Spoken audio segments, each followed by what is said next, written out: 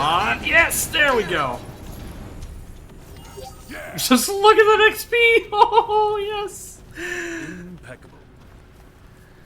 Jesse Spencer is the Australian one, but he does a good American accent in Chicago Fire. Let's celebrate by eating something dead. Yeah, like, anyone who can just pull off that accent convincingly, like, it's just, I have high respect for it, because, like, I can, like, attempt to do certain accents, but, like, it's mostly just, like, stereotypical, like, this American person is trying to, like, mimic this accent. Oh, thank you for the raid! I believe it is Sir Sagely. Welcome to the stream, everyone. I'm playing Final Fantasy 15, and... Get raided, you stunning magnificent soul. Well, thank you for the raid, you fellow magnificent soul. I'm Eno. Welcome to the stream, everybody. I've been playing through Final Fantasy 15. This is technically a first playthrough live. I played this game before, but we're just kind of running around getting XP at the moment to get to Altissia. So, thank you all for joining me today. We're also just talking about actors and accents. So, for those who just joined via the raid, are there any actors that any of you guys know about that are not actually from a certain country that pull off a really convincing accent? So Andrew Lincoln, like I said, Walking Dead, British actor, does a very convincing southern accent. I just finished my first playthrough. Oh, what'd you think of it? Final Fantasy 15, like, I absolutely adore this game. Like, I bonded with my younger sibling over it. And I've just had such a blast playing it and just a blast sharing it with everyone. So, let me see where the nearest, You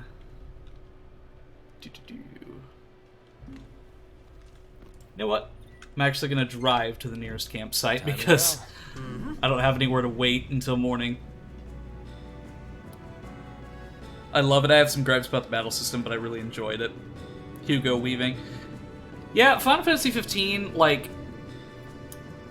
When it first came out, it was... What the hell?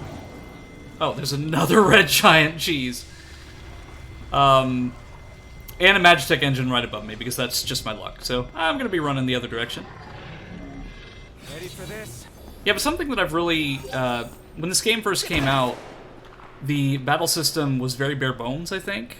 Like, there was a lot of issues with it, like the Royal Arms, like, didn't really have any special powers or anything. But once the Royal Edition came out, I believe in 2018, they really fixed a lot of the issues that I personally had with it. But there's still a few things here and there that do bug me. But overall, I really enjoy it. I think the story of 15 might be one of my favorite of the newer ones, although I'm going to do 13 and 13.2 next, so we'll see if I change my mind. So, 13, absolutely love the story of 13, but the battle system of that one I also have gripes about. But for any Final Fantasy game, there's just... They all have really good soundtracks. Like, there's something that Nobuo Uematsu and really all the team at Square does a really good job with is the music. Like, it really sets the tension and the mood for a lot of this stuff really well. And also, I hope I pronounced your name correctly, Sir Sagely. Watch where you're going. I remember discussing this as one of the reasons why I don't play games as soon as they're out, at least not normally. It gives them time to work out the issues. Yeah, because nowadays we get day one patches and day one updates or fixes, when back in the day you just picked it out from the shelf and you just put it in when you get home. Like, of course, you'd sometimes, like in the 360 era, you'd have updates and stuff, but at the same time, you could still just play the game and it would be okay.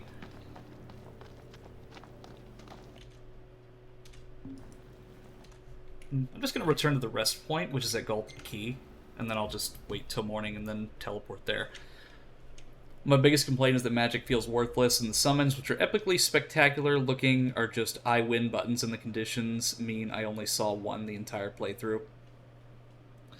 Yeah, I think that I can see what they were trying to do with it, at least. Like, will you be staying the night with us?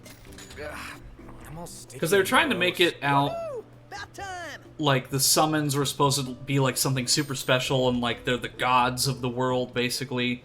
To make it to where you don't just use it as commonly as you would in like Final Fantasy VII, where you just summon it every turn.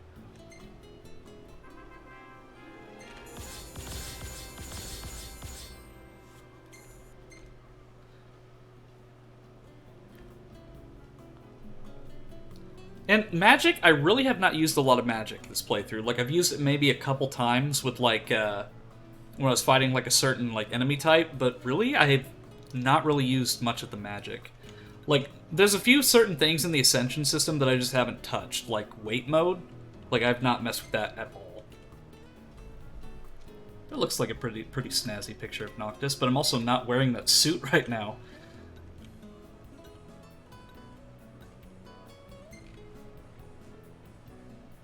I'm just trying to think of the context of this photo, like, Gladio's just running towards something, and then Prompto's just like, oh, this is a good photo, takes a picture of the back of Gladio's head. Hey, that one's pretty good. Even with the gear that makes you immune to friendly magic, I still take damage from casting my own magic. Yeah, Final Fantasy 15, like, I really just use, like, Ragnarok mostly, which is the Warp Strike tank weapon. Like, it's something that you get from, I think, the very beginning, and it adds, like, double damage to Warp Strike, and that's pretty much, like, my primary weapon throughout the entire game. Like, I haven't even upgraded the Engine Blade yet, which I probably should. But I don't really use the Engine Blade, or the Ultima Blade, really, so... Which may feel like it's a net negative when I could just hit 4 times with the sword. Yeah, it's just better to I think it's better to have, like, that extra slot for something that you'll actually use. Because now that I think about it... Yeah, I don't even have any flasks left.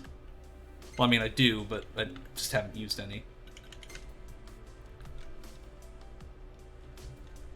Yeah, I still need to go upgrade that. Because mostly what I've been doing for this stream so far is I've been doing the side quests and getting the XP to go to Altissia, but I've also been trying to get all the Royal Arms. So right now I'm doing the Photo Op side quest to get to the Rock of Ravito and then get the Royal Arm there, and then when I do that, I'm going to do the Fort Raid and then go to Altissia.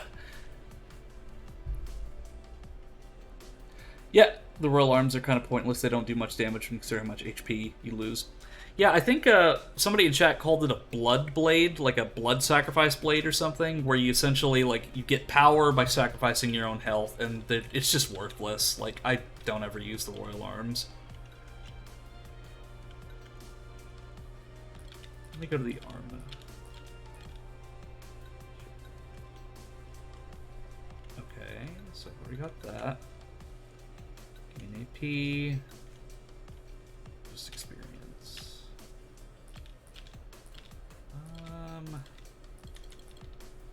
I think I might go with stats.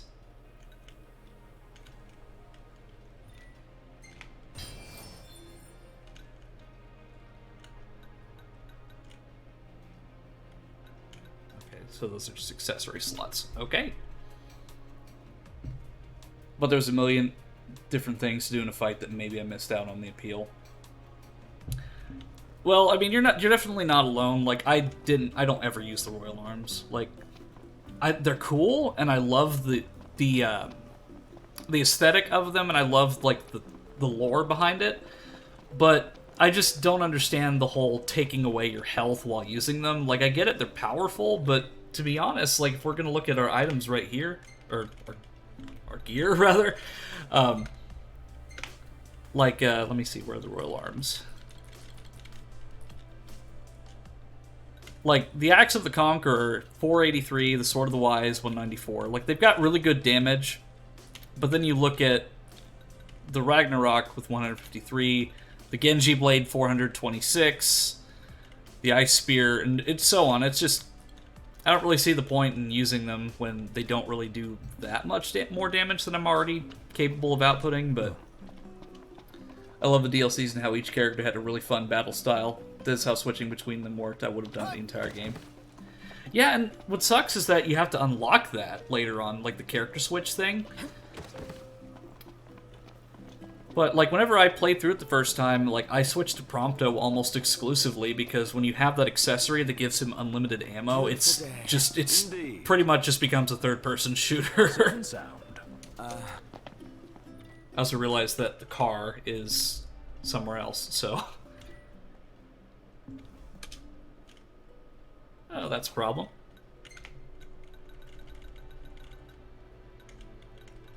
Where's that quest at? Oh, oh, that's a problem. Okay, so it looks like we're gonna have the Regalia Toad here. Oh, well, never mind.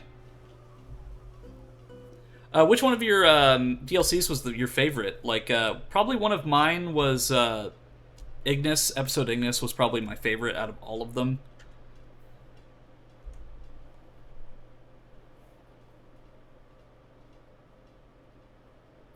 I hated that. I totally see why people love it. The one thing I never want in my Final Fantasy is going to be a shooter. Yeah, that's completely fair. Ignis. Yeah, Ignis was probably the most emotional, story-wise. And, like, I won't spoil anything for those in chat, but there is also an alternative ending. Thanks.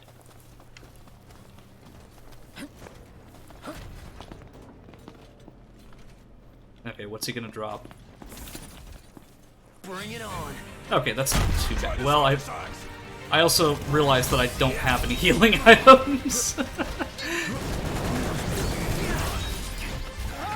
Okay, this isn't too bad.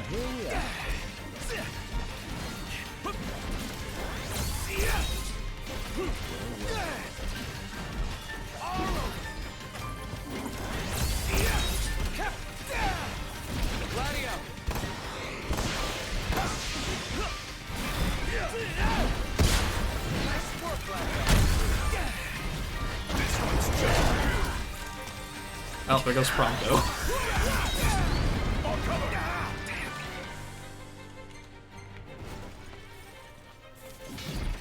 So, Prompto, you wanna pretend that I have a Phoenix down so I can get you up? Gladio, do it.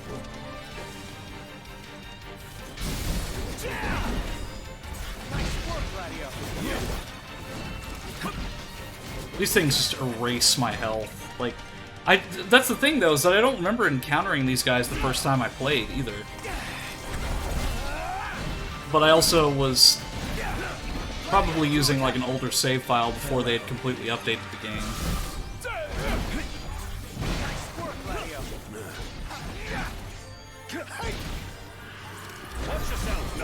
I know. Apologies. No walk in the park. I like the dodge mechanic, thought that was pretty well done, except when I failed and then it was all the game's fault and it's trash. So something that my chat has been teasing me about is that I just cannot use the dodge mechanic to save my life, because most of the time I'll just end up getting hit anyway. Like, I am absolutely trash at dodging, so the whole shtick is that I do dodge with my body and my health bar.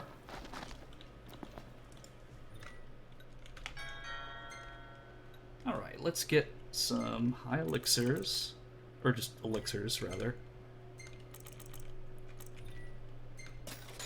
And then I definitely need some Phoenix Downs. And a few high elixirs wouldn't hurt. Okay, back to normal. You just spend health instead to stay closer to the enemy. That sword is sick. Oh, this one? Well, or the Genji blade. This will be quick. Oh, these are just regular Magitech X-Men. Uh-huh. Impressive. Yep.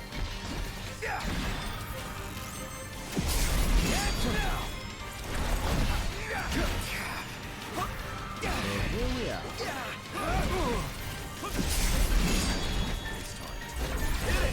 Good job.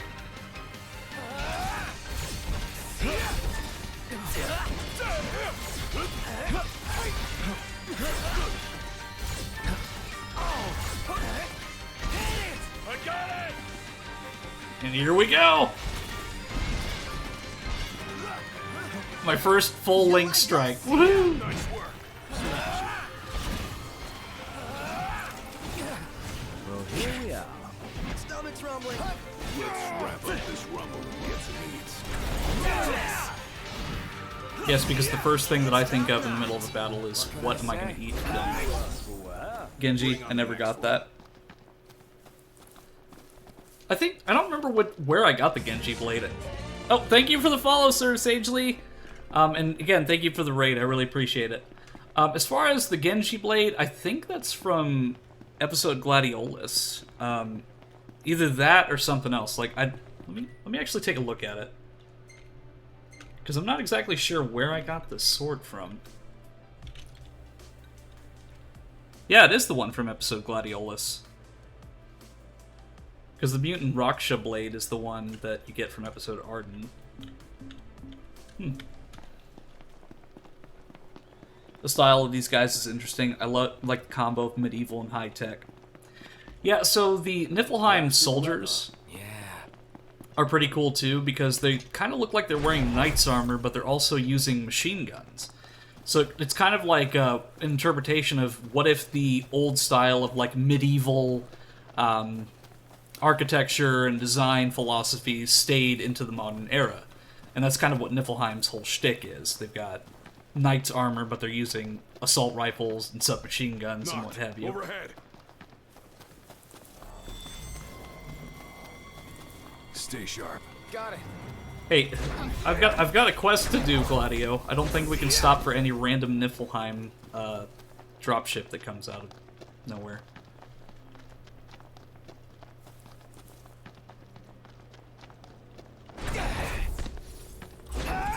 Because I also realized that I'm at an hour and 21 minutes, and it's only going to be a 3-hour stream for me today, but I do want to make it to Altissia.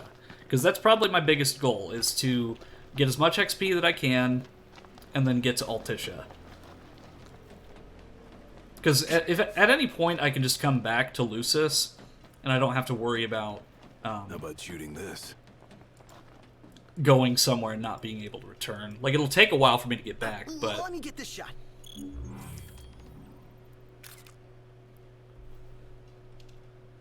Those dropships came down during every single hunt I did.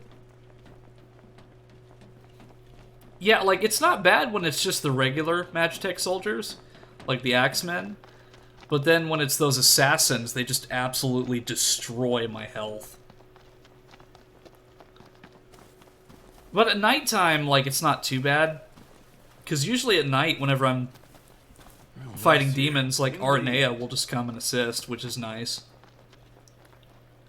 I think I'll just get to the car and have them drive me there. Because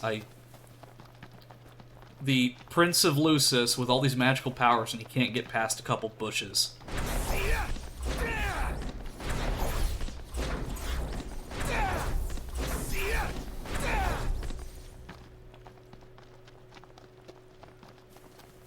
Imperials above us! Thanks. Didn't they just drop off a bunch of soldiers? I had someone absolutely make me fear the night, so I didn't even see a demon until I was like level 38. Like, I think the first thing I did in my playthrough, like when I first started, was just go out in the middle of the night and just see like what demons I could fight. You follow. I'm more of a leader. Not today, you're not. Let's go. Impressive. It takes two. Watch yourself. Gotcha. I know.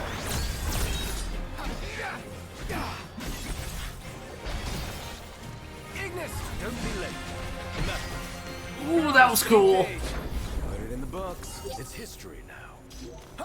Put it in the books because it's history now. Okay, so those are assassins again. You know, one isn't going to do too much damage.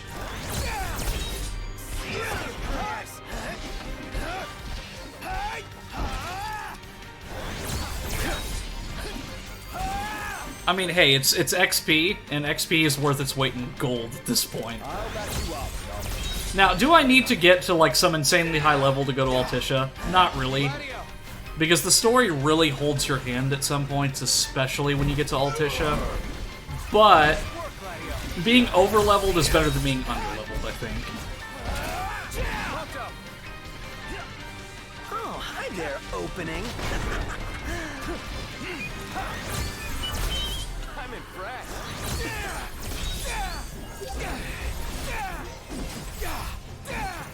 Exited one battle just to go into another one. How are we? No one but your nice guy.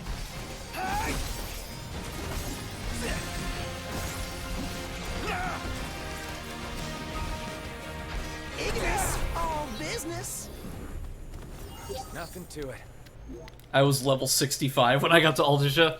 Yeah, that's what I mean. Like, I don't have to worry too much because like Altitia's not like it's not hard because it's gonna be just another hub area where I can just go and do like certain tasks and so on, like hunts and whatnot. But at the same time, like it's still good to get like up to a certain point. Thing I need now. Eyes peeled, mouth closed.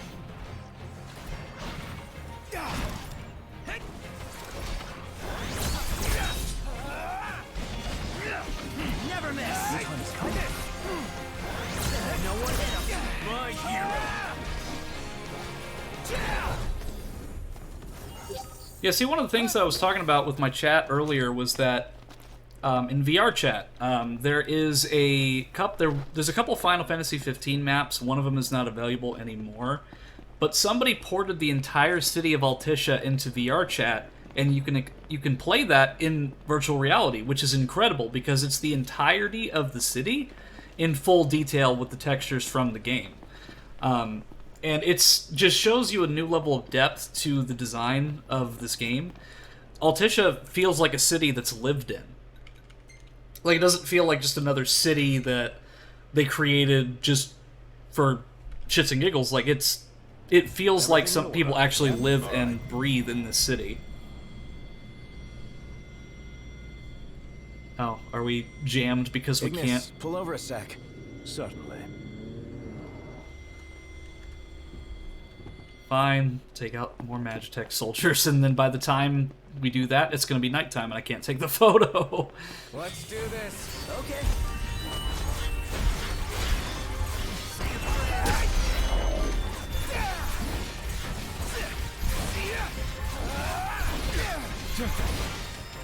Locked rules. What we do?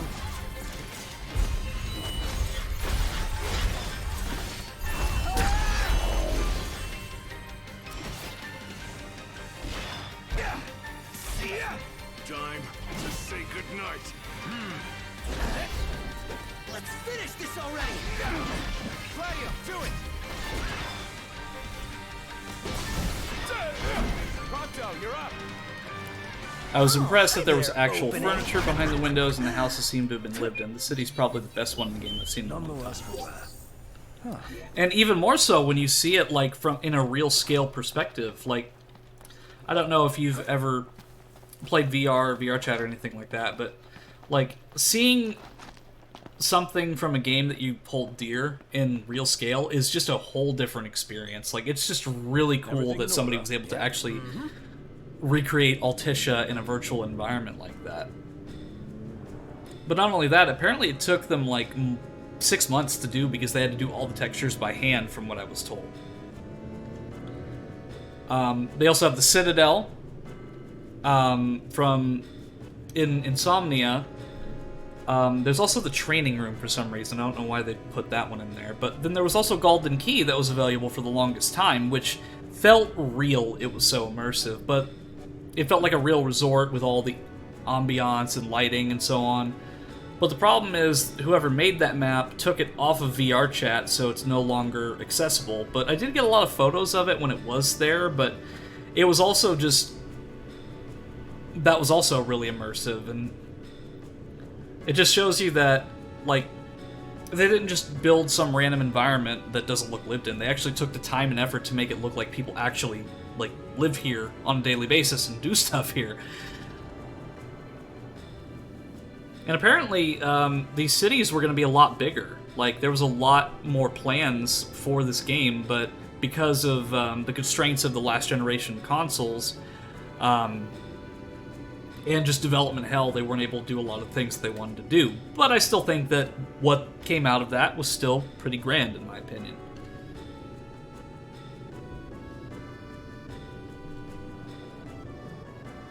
Am I going to get the picture in time, or are they going to be like, oh, it's too dark outside? Should be a nice change of pace.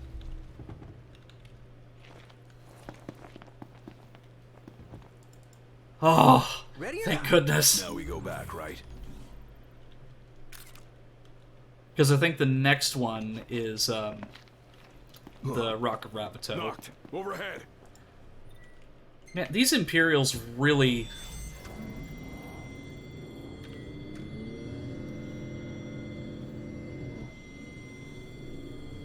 Yep, more Magitech Assassins.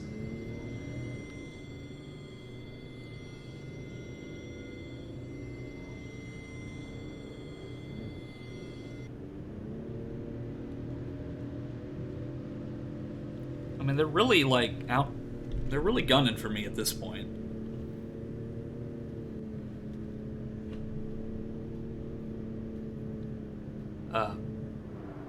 Prompto? Hey, Not? Yeah? I'm pretty beat. Can we call it a night and head for the hotel? No time to stop. We keep moving. Seriously? When will it end?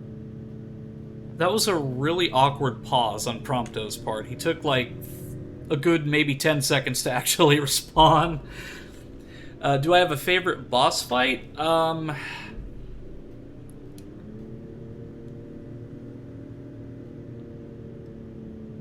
If I'm talking, like, in just terms of the main story, I like the Leviathan boss. Time to consider where we'll set down for the night. Because you feel like a superhero.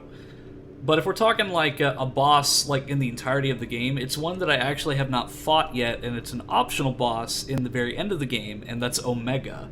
So Omega is an enemy that I've always wanted to fight on stream, just because it's such an epic boss battle, and it's a reference to Final Fantasy V.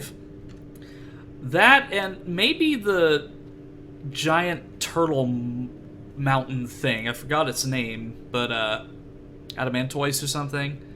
That's another really good one, because that one literally takes like several hours to do, unless you cheese it with the Ring of the Lucii, which of course I don't have yet.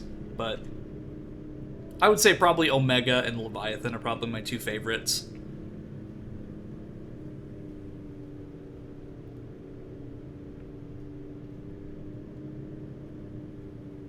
Come on, Dingness, we're almost to Lestalem. Don't stop the car now.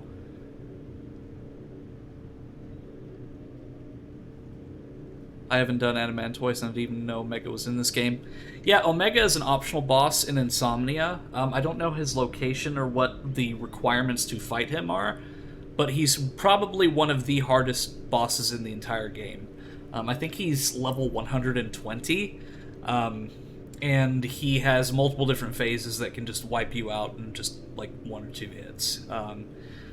Has probably one of the most epic boss themes in the game. It's a remix of the Final Fantasy V battle theme, and it's orchestrated, and it's just auditorial perfection. It is amazing. Yeah, because anytime like Omega is in a Final Fantasy game, it's just great, and this is a really good rendition of Omega. Because you can fight him in the multiplayer component of Final Fantasy 15, and then you can also fight him as just a regular boss with Noctis and crew in Insomnia later on. But my other save file, which is level 93, I don't even feel confident that I can fight him with my level 93 save file. I'm just really anxious, but eventually on my stream I am going to get to the point where I am going to fight Omega for better or worse. But I'm probably going to be spending 90% of that stream healing and using Phoenix Downs. I think you should fight him at level 2. Do you want to be here for an entire day? Nothing wrong with the outdoors, but there's definitely safety in numbers. I mean, I'm sure there's probably somebody who has done that. Like, I think I saw somebody, like, who did it at, like, level 10. I don't know how they were able to do it, but they did. They're probably somebody who was master of the dodge mechanic of not getting hit. How'd it go? Did you get some good shots? How about these?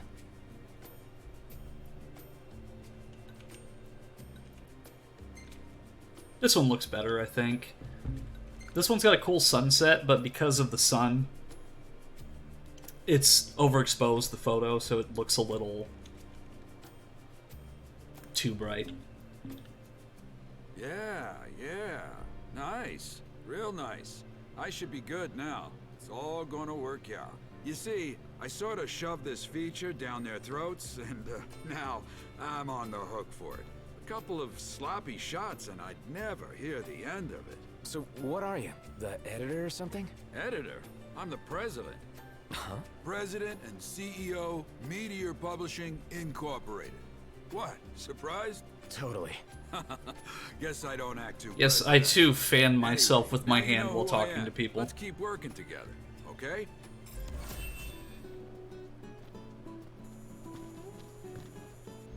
Okay, so I think the next one is the Rock of Ravito. Ooh, 10,000 gil. There's my favorite camera team. I've got another job. The final boss of Mutant Souls is Interested? hilarious for all his bragging. I was so Still overpowered, I working on literally that feature one-shot him. about He the didn't old even get a legends. move off. This time, I need a photo of the royal tomb that lies in the Fall Grove. Why do you need that?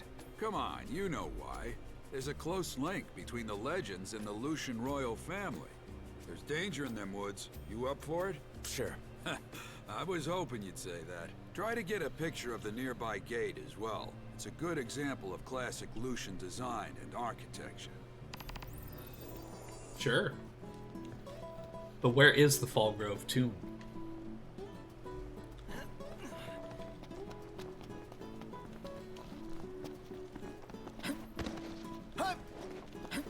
You don't mind me taking pictures of the tombs? Why would I? You know, it's kind of like Cranberry. Like, I feel like if I had actually, like, leveled up more when I played Skies of Arcadia, I probably would have been able to one-shot Ramirez, because he's only, like, level 24, or 24 or 30 whenever you fight him at the very end of that game. I just love it when certain bosses don't scale with you, so you can just... It shows you just how, unmatched they are to you. So, what is it that he wants me to do? Gods and Kings. Everything in order? Yep.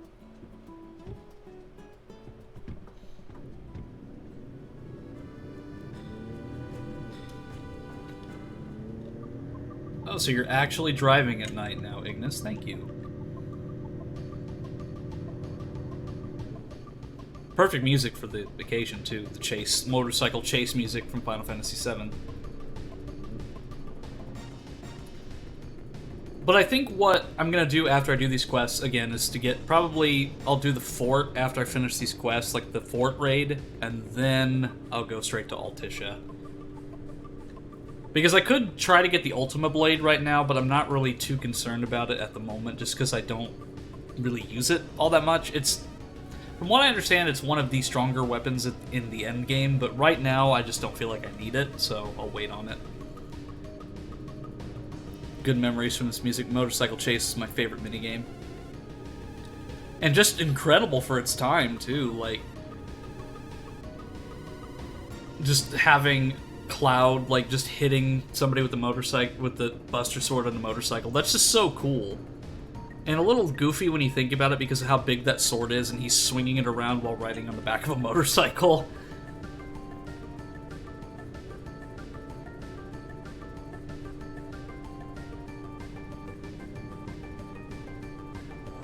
What was that? Watch it, Ignis! What? I don't see what you guys are even talking about. What is it? There's literally nothing there. You guys are nuts. Unless it's below the bridge. You guys are insane. There's nothing there. Everything in order? Yep. All right. Alright, back to the motorcycle chase music.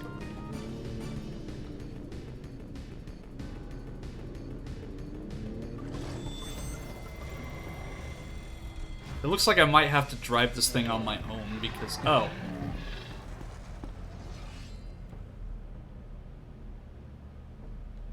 Um...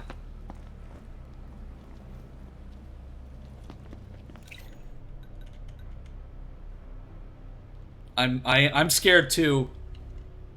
I'm very scared. Here, let's get a reflex enhancer. And then a muscle stimulant. Just run it over, yeah, with my sports car. All kidding aside, this could be bad. So we'll just stay out of Here, let's take out the hobgoblins first. All kidding aside.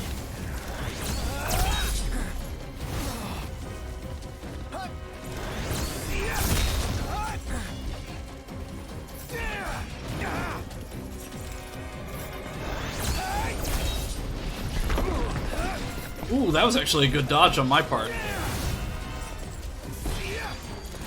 Hey, I'm actually learning and using the dodge mechanic properly.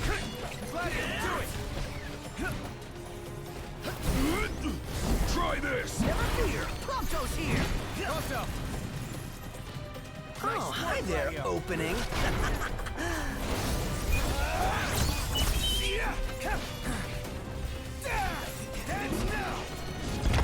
Together. Come on, guys, we got this. We fought literally 2 of them at once. We can handle just one.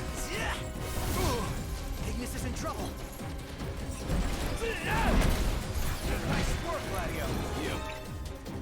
What does Ignis need? We're getting potion.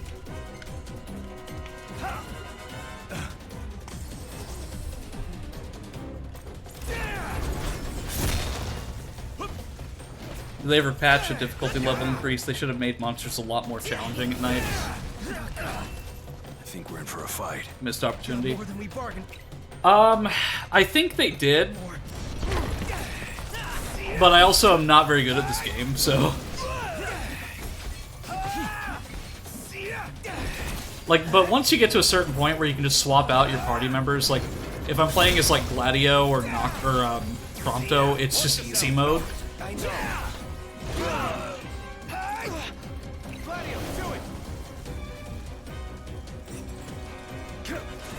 Because right now, like, I fully understand that I can't, like, actually fight these things, like, legitimately right now. There's still... Well, I mean, I can fight them, but not, like, competently. But it's well worth the turmoil because of the experience I get from fighting these things. Oh, Prompto needs an elixir. Okay.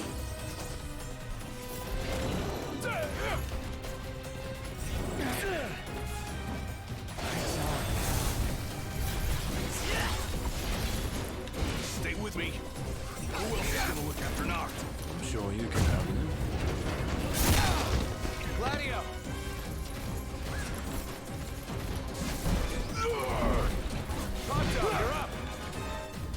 Oh, hi there, opening. I mean, technically, I could also just walk away from this, but at the same time, it's kind of blocking the road, so I can't. Like, if this was a bigger road, I could probably get past this easy, but this road is quite literally just a bridge, so there's nothing I can do to kind of circumvent this. I think I used the armature chain less than 5 times my entire 60 hours. Yeah, and to tell you the truth, that was actually a complete accident on my part. I actually don't like to use the chain.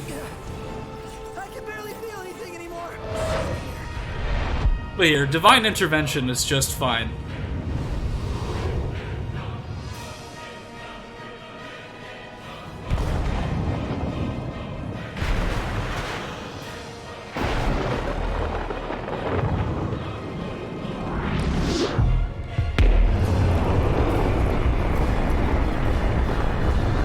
I feel sorry for whatever he has the I win button precisely. I feel sorry for whatever repairman has to fix that bridge afterwards, though. It's like, what would they even put on the repair bill? Oh, a divine entity literally smashed their staff into the bridge. We're alive. Let's celebrate by eating something dead. All right, gentlemen, let's get back in the car and get back on our mission. Everything in order? Yep. Though knowing the game, it's probably going to be like, oh, it's nighttime, you can't take photos. Yeah, on the repair bill, it'll say, like, literally, like, divine intervention. It's like they have a special tab for specifically divine intervention. Insurance claim denied. I can only imagine, like, what that would be and how much it would cost. Like, having divine intervention, godly insurance. It's like, in the event of a divine intervention, you pay 50 gil a month to this organization. I can imagine they bill it the same as when superheroes have battle insurance. Sorry, we don't cover acts of God. Divine entities we consider to be a god.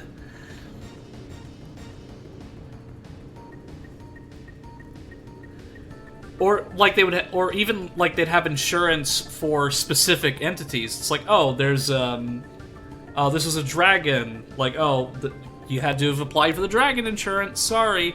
It's like, oh, you got just bridge destroyed by Ramu. No, we only cover Titan. Sorry. I mean, like, I know for a fact that some corrupt insurance agency would do that too. Like, that's just, they would go through every little loophole they could to weasel their way out of paying for that bridge. Cranberry redeemed Eno tells a story. Okay. Let me think of one. Oh, geez, like, kind of unprepared, like, story time with Eno, maybe a bit dull this time around. Any topics that you would want to think of specifically? I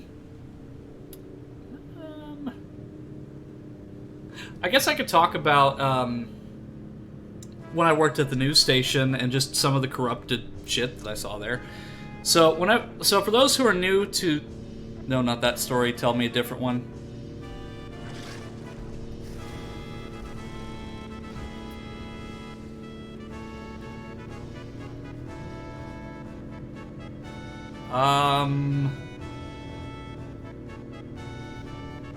Oh, for sure. That was actually Leviathan food insurance and only covers you on the ascension date of a new king.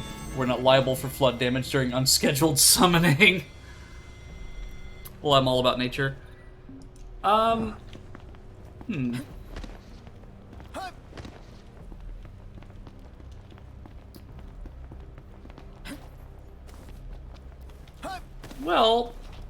I guess I could kind of talk about, like, my experience whenever I went to Shenandoah National Park for the first time. Yes, you successfully messed with me. But I guess I can tell you two stories. So I'll start with one thing. I don't know why. It doesn't even matter how hard I try. Yeah, nope. Noctis, we're evading that. Okay, so first story I'll tell. I used to work at a news station. That was my first job. Well, not my first job, but it was a job that I had along with another job for the longest time. I worked there for 2.5 years. But, so I was talking about gas and the gas pumps earlier in this game. So, there was a weather guy that we had there who one of our cameramen found, like, met at a gas station, and he was, like, talking to this guy in the back, and then he's like, he said to my camera guy, he was like, Mason, you shouldn't be here. It's like, you need to go now. And pretty badass, huh? so he was wondering, like, why was he telling him to go? He's just saying hi, because, like, he's caught him at a gas station. So as it turns out, our weather guy was actually selling his company gas card to buy drugs from this gas station clerk, because apparently the gas station clerk was a drug dealer on the side. So that's just one of many things that I experienced at that news station. One of my anchors, for example, was like a cultivator of cannabis plants as well. So he would come in 9 times out of 10, like, smoking weed the moment that he came into the door, and you could smell it on him. So there was a lot of drug issues at that place. Like, most, if not all, the talent was on something before they went on air, which is also an FCC violation, but they somehow weaseled their way out of it. But I guess another thing that I can talk about, like, in turn, because Cranberry mentioned nature. recently, back in August, I got the opportunity to go to Shenandoah National Park for the first time. I have never actually been to a proper national park, just to like some local wildlife places in my area. And what's cool is that the area that we were in, like, there's a road that goes like across the entirety of the mountain range, which is really interesting. Because like, if you could just take the road and you can go from Virginia to West Virginia. You make it sound like a bad thing. Oh no, it's not a bad thing at all. Like, at least, like if we're talking about like the Shenandoah thing or the cannabis thing. It's time. Keep it together.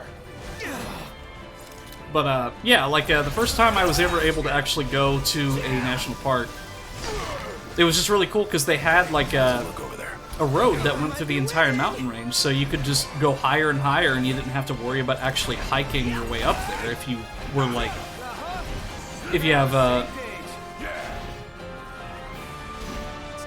if you're not really into hiking, or if you have like a physical disability that prevents you from doing so. Hey Trends, good to see ya.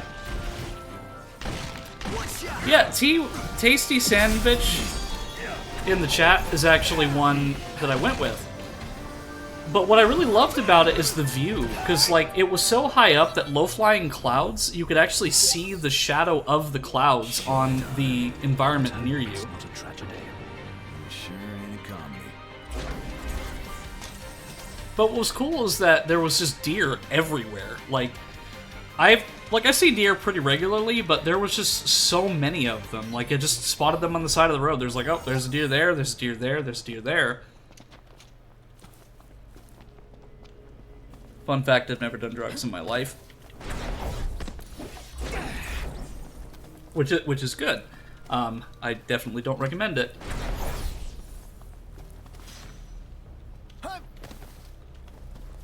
But, I don't know, Cranberry. I'm trying to think of Yeah, you guys better. Oh, not on the side of the road. No. Like, living deer. Like, I probably should have specified, like, living deer. Yeah, because there was, like, there was forest on pretty much either side. But yeah, living deer. I probably should have specified that beforehand. I apologize. It's close.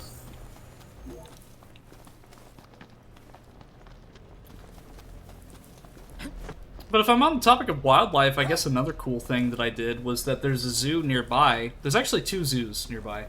One of them has a giraffe, like, feeding area where it's like an inclined platform. The giraffes just stick their heads in, and then you can actually feed them, like, crackers and stuff, like special types of food for them. So I got the opportunity to actually pet a giraffe and feed one. And then at the other zoo that's a little further down the road, they have, I don't know how they managed to do this without, like, some sort of safety, but they have free-roaming kangaroos. Like, their Australia exhibit has free-roaming kangaroos. How they're able to do that, I don't know, but somehow they were able to manage it. Yeah, so when I went there, I didn't realize that they were free roaming, but it was so hot outside that they were all just kind of like in this field area and they weren't really interacting with anyone. What time is it? Oh yeah, those deer that I've shown you pics of kept making visits to my backyard. It's rather dark out. Perhaps we'd best try again in the morning. Yeah, like, and that was also a really cool experience, just seeing the deer that were in your backyard. Like that one that was just perching there, like that was really cute.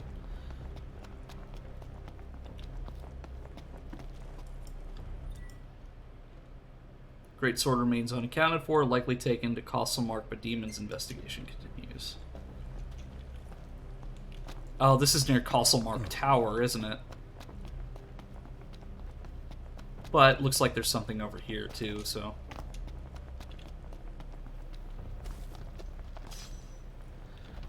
It's one mom deer and 2 slightly smaller kids. One of the kids has started growing his horns. Aww.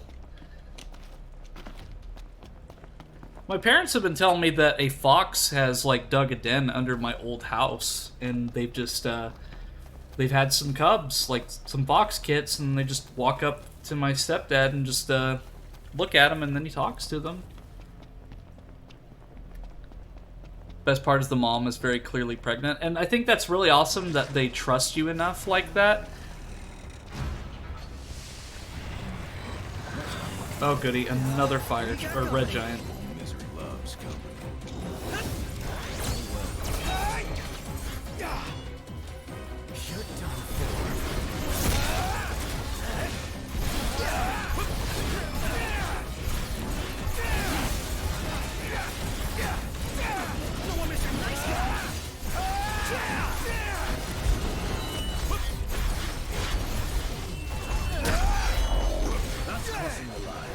Sorry.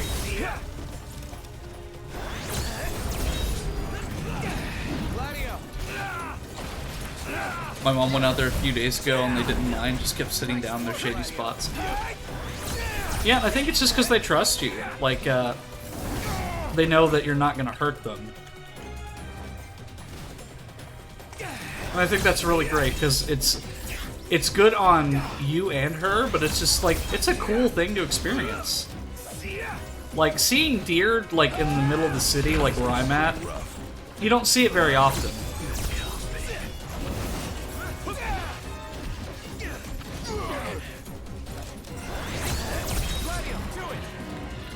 You're up. Oh, hi there, opening.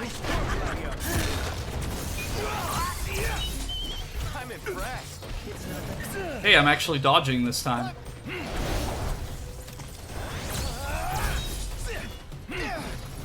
Coming up.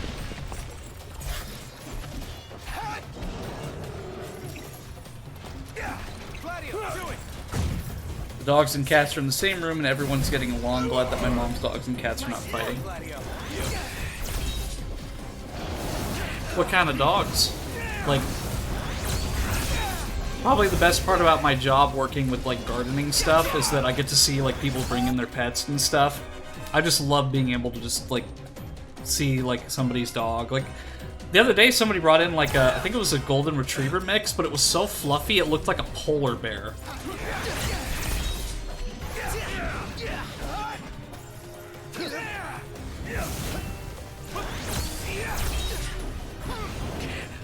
Everything cool?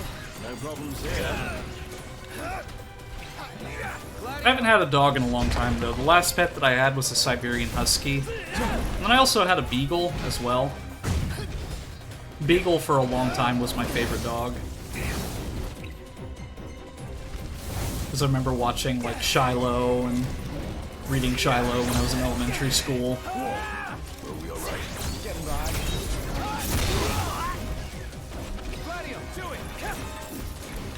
My disc of 13.2 isn't in the case. I'm sad now. Try this! Say your prayers. Oh, hi there, opening. What are you playing 13.2 on? Iggy's looking pretty rough. Well, here you go, Ignis. Have the potion. They are dogs, but they identify as dogs.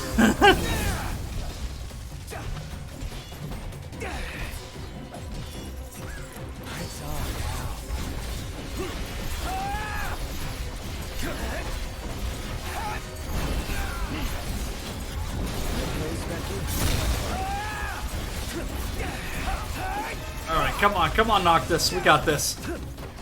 We can do this before the sun rises. I don't want to waste all of this effort for nothing. Try this! Oh, hi there, opening.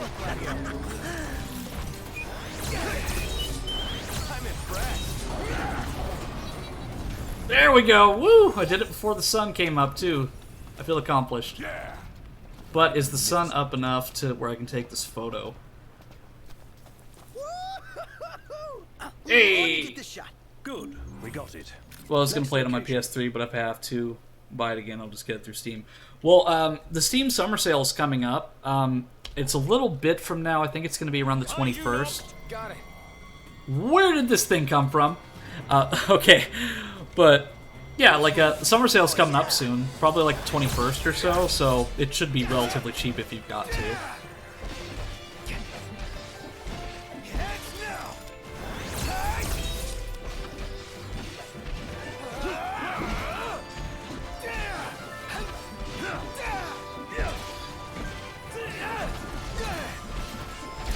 Let nothing stand in your way. You've got my back. Always. Oh yeah. Oh, I found my disc of 13. I just wanted to finish it before 16 releases, so that'll be perfect. Oh yeah, because 16's coming out, I think the 22nd, too, as well. Yeah, 16 looks really good. Like, probably not going to get it immediately just because How about from over a lot of the time, whenever, like, a new game comes out, like, I'm back. scared, like, not scarce, but, I don't usually stream it immediately just because so many people are streaming it at that moment, and it would be hard to kind of, like, have my voice, like, come out amongst the noise. This one's no joke. Because if you got, like, several hundred or several thousand people streaming the same thing, like, the chances of finding me amongst all of that would be pretty scarce to me. Getting by. Dead Space Remake was the one exception, because I played that relatively right as it came out. But that's because Dead Space is one of my favorite games of all time. Not the time for horseplay. Didn't mean to do that. Nothing to it. Are you getting 16? Probably, but like I said, probably not immediately, because, again, we're getting into that trend of games kind of being, like, in the $70 range. Plus, I still have to get Jedi Survivor, which is another game that I've been looking forward to for a long time, but at the moment, I'm waiting for the summer sale because I want... even if it's like $10 cheaper, I just can't justify purchasing a $70 game at the moment.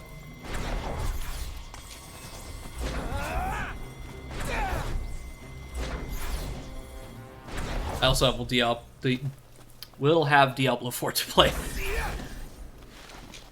I played a little bit of Diablo 3, but I haven't really played too much of the series.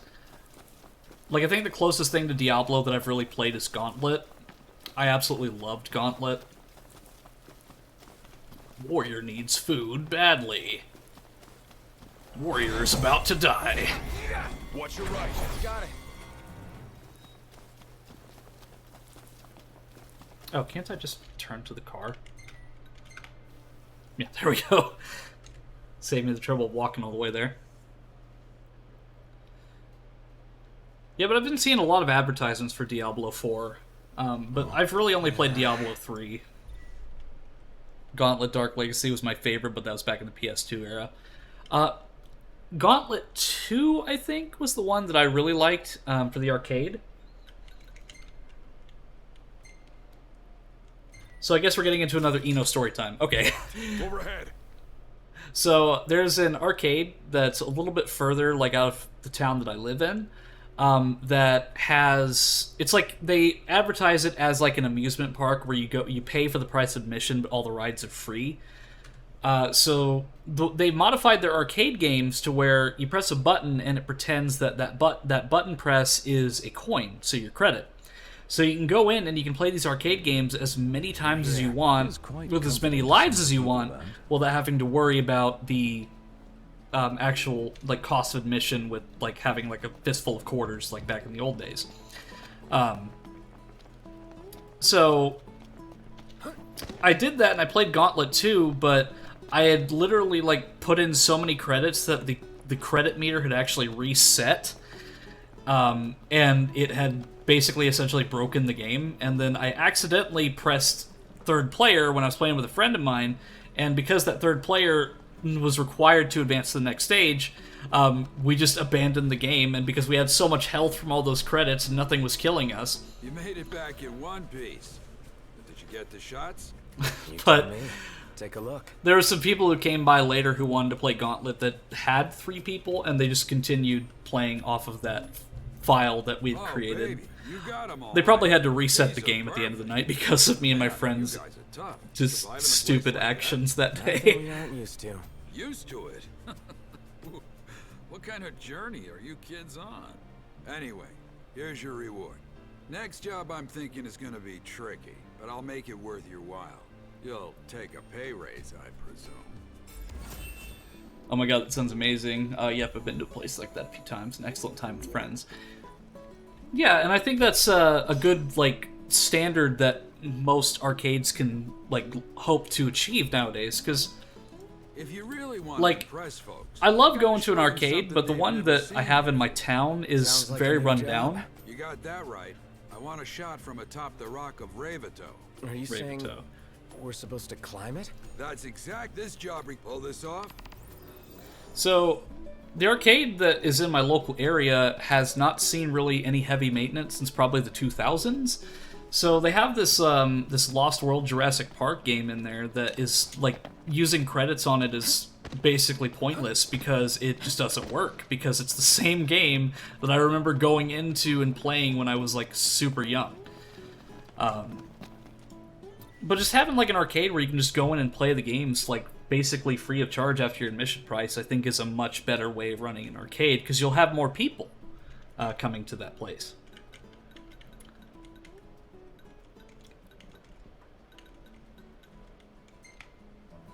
Everything in order? Yep. All right. But the one arcade game other than Gauntlet that I really like is Xevious. Because Xevious is like kind of like a Space Invaders type shooter game. And I actually played that originally through Star Fox Assault as a bonus game that you can unlock because of being like a Bandai Namco thing.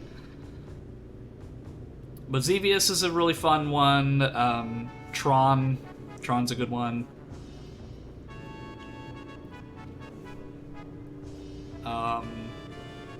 I have played Tron with an actual light cycle in VR chat before. I think, what else?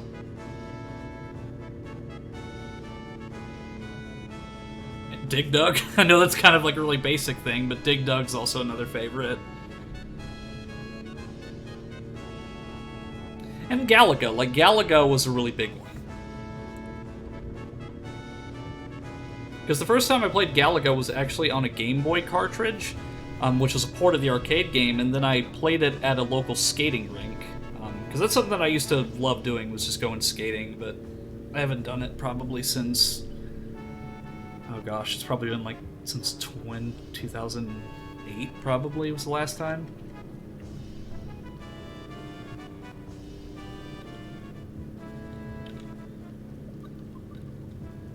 Ooh, the Gold Saucer. I love this track. Okay, so since we're on another long car ride, let's see if Eno, the spirit here, can think of another story to tell all of you. So I was talking about arcade games, so I guess I could talk about kind of in the same vein of that stuff.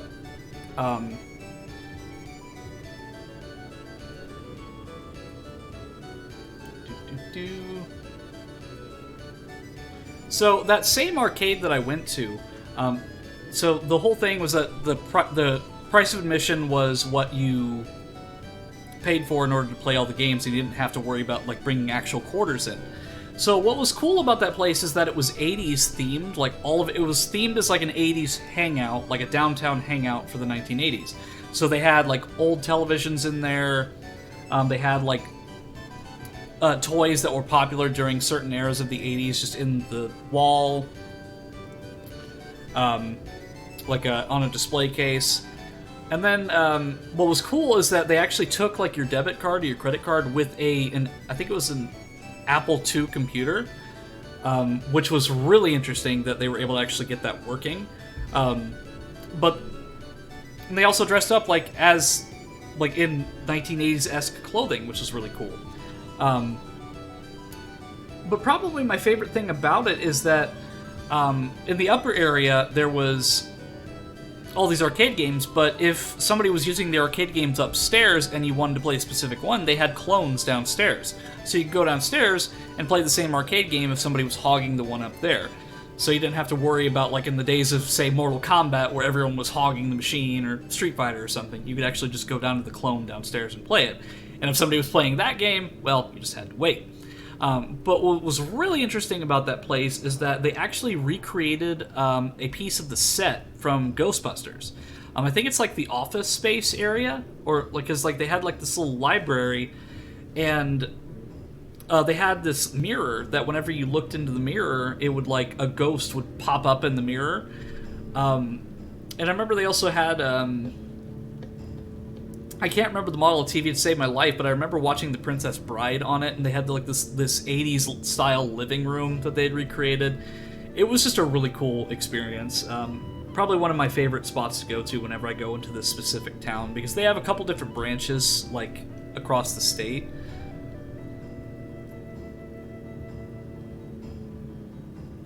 I have so many great stories I can tell if I wished, Great Scott. And I'd love to hear some of your stories, Cranberry. Like, seeing your photos and you sharing that with us, like, I would love to hear some of your stories. Like, I have some interesting stories, I just can't remember them at the moment. Because when I'm thinking of them, like, my mind just draws a blank. It's not performance anxiety, it's just performance amnesia, because I just tend to forget, like, certain things that I want to talk about, but... Wow, that sounds awesome. That's an excellent design choice. Yeah, and it's probably one of my favorite locations to go, like, anytime I'm in that city, because it's just a lot of fun. Like, it's open from, I think... Like, you can stay there till, like, 11 p.m. at night. And you can say if you wanted to stay the whole day, you could go in, purchase admission ticket at, like, 9 in the morning, and then come back, or stay there the whole day, and stay until 11 p.m. But what was really cool is that the people that worked there, if you wanted to leave and go, say, like, get dinner or something, the price of admission still counts for the entire day. So you just have to let them know at the desk, like, hey... running low on petrol.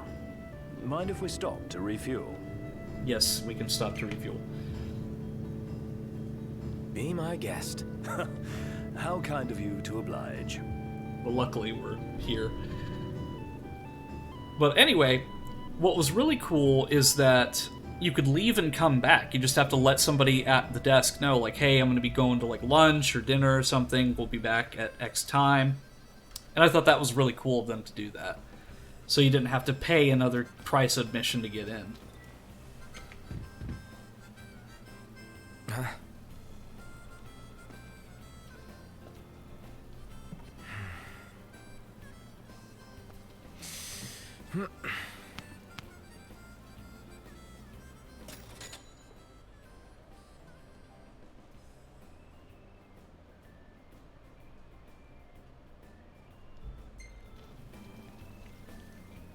No, like, now that I've kind of been thinking about it, chat, like, why don't you tell me a story? Or, like, some interesting experiences that you've had, and I'll just kind of read over it and kind of give some of my input. Welcome, boys. Looks like you could use a good meal. What can I tell you about?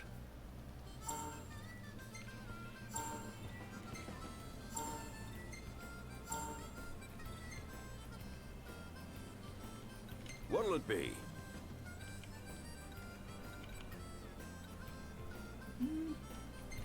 I'll have a tender bird fritters. It'll be ready in just a tick. Look out, stomach. Ooh, that looks good.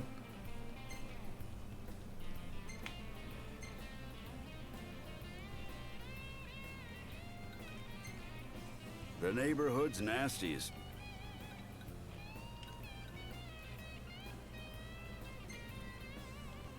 May as well join these active hunts. That This way, one, then. when I'm on the way there, I can get these.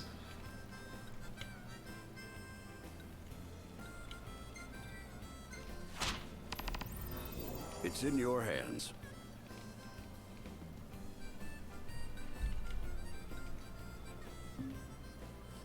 Don't get hurt.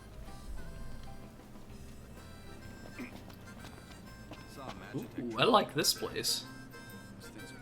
This is very homey. Like, I don't know. Like, I don't know. This just reminds me of, like, those downtown, like, old-timey, like, Midwest, Western stores. I don't know. Like, I'm just getting, like, a weird nostalgic vibe from coming in here. Like, just the small space and seeing, like, all these things on the shelf. It's just a weird sense of comfort. I'm gonna climb it. But what does he have for sale? What can I do for you? Okay, so you're just a generic shop. Thank you kindly.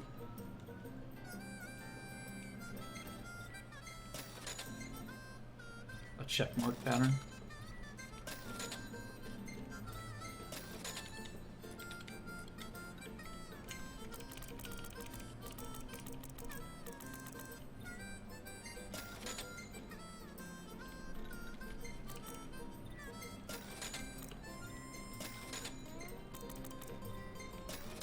Okay, there we Come go. again. Oh, I need That's to. it. What's up, Iggy? I've come up with a new recipe. He said that taste right in this that guy's for ya. ear too. Welcome. My friends and I would go to a similar arcade, although this one wasn't technically a resort, and it had an entire go-kart racetrack inside of the building. One of my favorite attractions. Hey, that's still really cool. Like, having a go-kart place. I've only been, well, I've been go-kart racing once, and my uncle was the one driving, and it was at an amusement park that is actually no longer there. I've been in, like, bumper cars and stuff, but I haven't been, like, go-kart on a go-kart in a long, long time.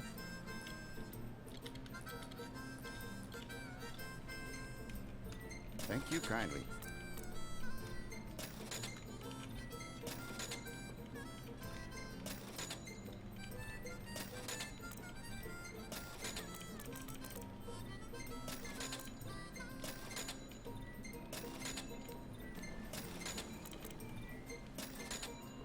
My first grappling hook hike. Yeah, absolutely. I would definitely love to see that. Because as of right now, I'm just kind of like selling stuff and getting up to the Rocker Bravito.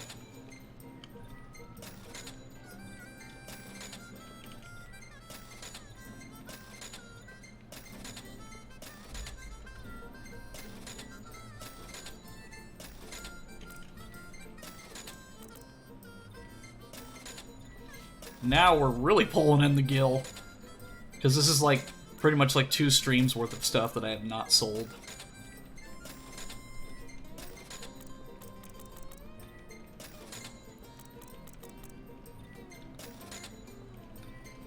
Centipede legs. Gross.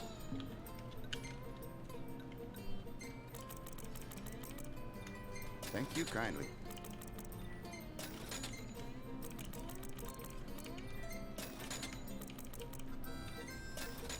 Okay, I think we're good as far as curatives are concerned. Yeah, it was a combo hotel, arcade, small amusement park, and water park, all within this one resort. That's really impressive, actually. Like, there used to be like a pseudo amusement park near where I'm at, but it was just like a Route 66 thing. Like, it was it wasn't too like fancy or anything, but it had a golf course and a go-kart track, as well as a small arcade, but the people who ran it were pretty terrible. Okay, where is... Okay, there's the pylon stuff. There it is.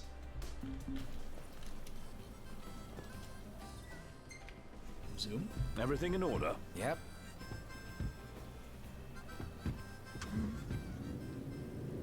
Yeah, because after, like, seeing the photos and stuff of your hikes, Cranberry, I've been considering investing in a walking stick, because I already do walk with a Nut? cane. Yeah? I'm pretty beat. Can we call it a night and head for the hotel? We just left the area. No, we're gonna keep going. No time to stop. We keep moving. Seriously? When will it end? I've got to take a nap sometime. Yeah, as if you never doze off in the car. Hey, that's different.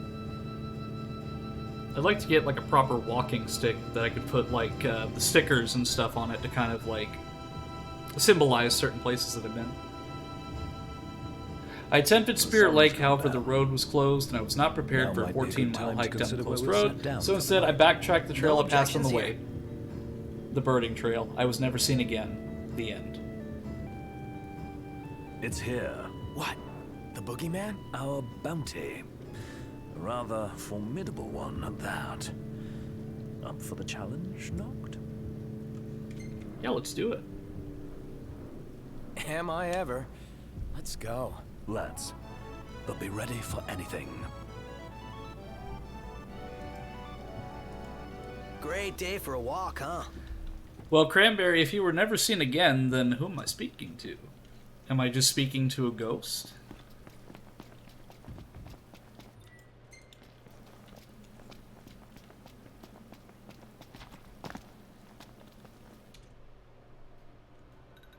Oh, well, I guess that's the highest up that I can get, just naturally, so I actually do have to ascend the mountain. Plus, it's at nighttime, too, so I'm going to encounter some demons on the way. Oh, that reminds me when my friends and I were in Badlands National Park and we stopped for... like... Wah! Okay, how do I actually get up there? Okay, so the Royal Tomb is over here somewhere, so... As this was my first hike, I was somewhat paranoid about animals. I had my survival whistle, and at every slight noise I blew my whistle. Oh, come on. I literally could have made that fence game. A Squirtle, whistle, or a squirrel. Well, it would have been cool if there was a Squirtle. Whistle, a falling leaf, whistle. I was tightly gripping a grappling hook and would wave it at anything that made the slightest noise. Time flies when you're having fun.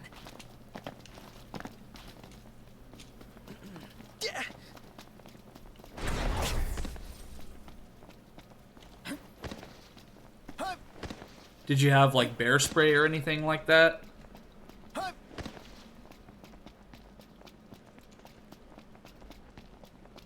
That's probably one of my bigger fears is to just encounter a bear in the middle of the wilderness. Ah, weather cleared up.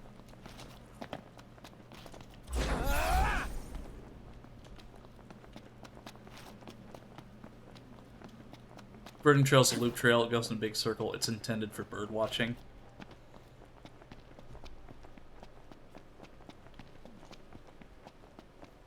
So it's not like a super dangerous one?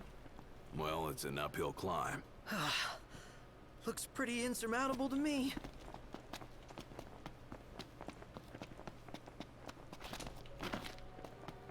Ooh, this is a pretty steep incline. Think about what's waiting at the top.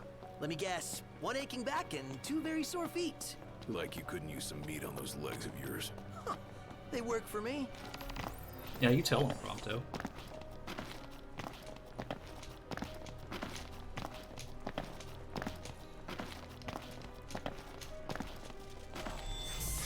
Time to book. About halfway in the trail, I encounter a bear. Oh, well, speaking of bears... Onward. Yep. Little out of our comfort zone. Why do I ever leave my car seat? My very first hike, and I'm all paranoid, and I actually encounter a bear. Yeah. Like, no kidding, Cranberry. Like, that would've... I would've probably been frozen in fear.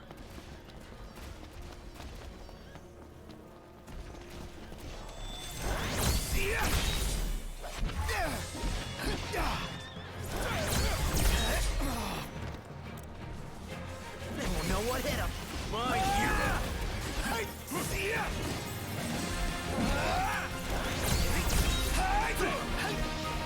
Ignis! If I may. Impressive. No wonder you're nice guys. Growing stronger.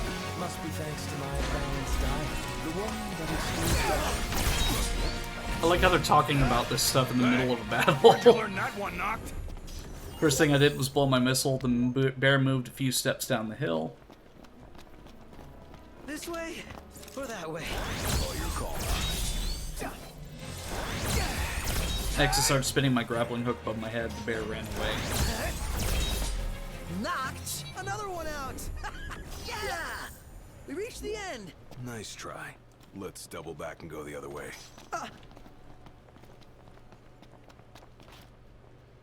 Was it a... What kind of bear was it? Was it a black bear, or brown bear, or grizzly bear? Like, there are some bears that I would be more terrified to see than others. Like, if I saw a grizzly, I would probably, like... I'm afraid The bear you wouldn't still have to got kill ways me to because go. I'd probably die of heart attack. That's it. What's what? I've come up with a new recipe. I could taste test for you. Mount St. Helens only has black bears. Okay. We don't have grizzly bears in Washington. Okay, yeah, that's definitely makes me feel a lot better. Yeah, because if I were to encounter a grizzly bear, like, that would be horrifying. Killer climb, dude.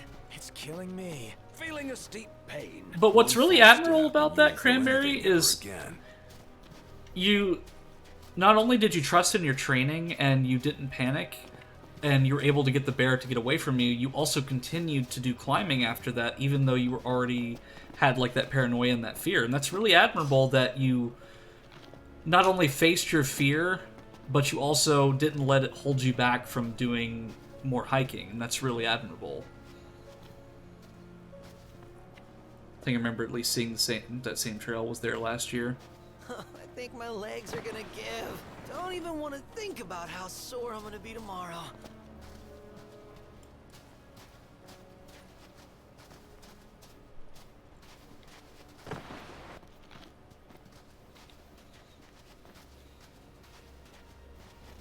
I mean, it's ironic that we're talking about Mount St. Helens and we're currently ascending a volcano in the world of Eos right now.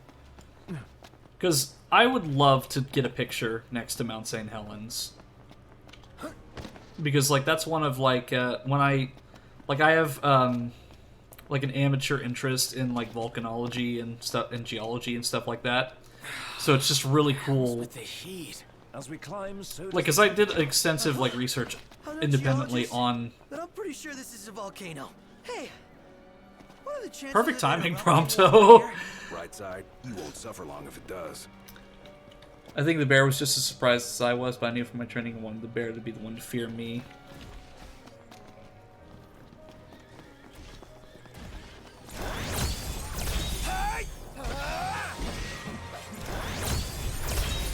Get lost.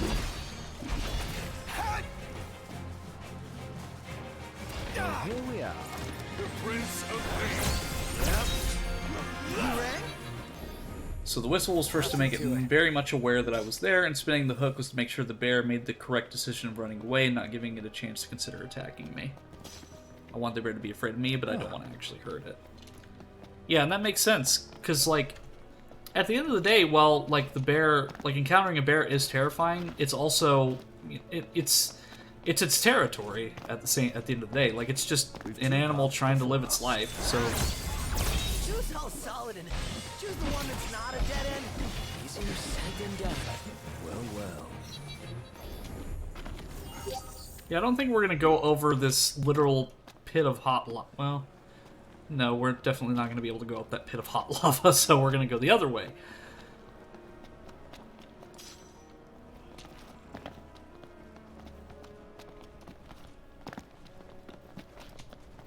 A wyvern? This is like a real life RPG.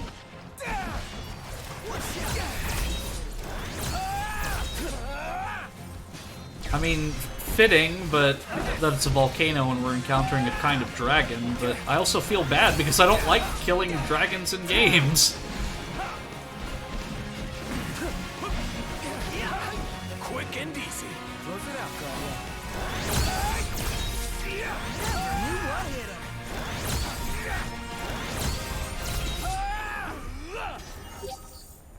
Time to face the cliff head on. By face, you don't mean climb. You got a better way up the rock. That actually worked to my advantage, because that warp strike brought me up to where I needed to be.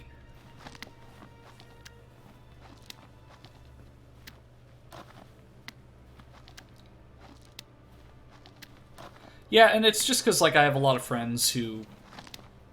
either they are VTubers of dragons, or just, like, I don't know. Like, it's just one of those things. Like, I don't see, like, dragons in games and stuff and, like, literature to be, like, the stereotypical, like, burning the village or anything. Like, I like to see them as they appear in, say, like, Parthenax or, like, the Inheritance Cycle with, like, Aragon and stuff like that, where they're good and they're just wise and they're teachers more than anything. As paranoid as I was when I actually encountered a bear, I immediately went to survival mode. I didn't have time to be scared. I had to focus on doing what I needed to keep myself safe. I went out of it thinking, wow, that was cool. I just saw a bear. I felt a little bad for scaring it away. It just wanted to tell me that only I can prevent forest fires. That escalated, like, it went from 0 to 100. Like, I was reading that super seriously, and then immediately went to Smokey the Bear reference, so thank you, Cranberry. Place is practically begging to be camped on. Halt our hike a moment. Nope, because if I stay Hold up. overnight, Down there. What is then that? I'll lose the chance to get the double XP.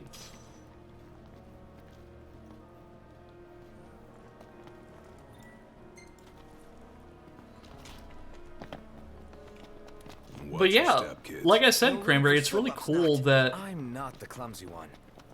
like you went from that experience and you continued hiking and even excelled at it. Like a lot of people would be really turned off from that because of a bad first experience, but you didn't just survive, but you thrived. And like I said, that's really admirable.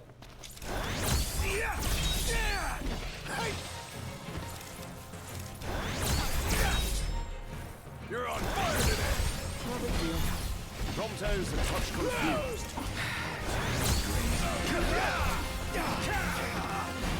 On cover. Gladio, do it!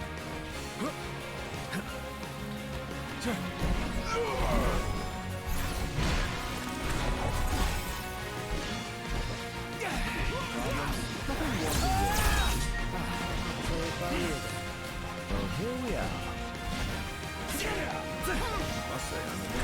What can I say?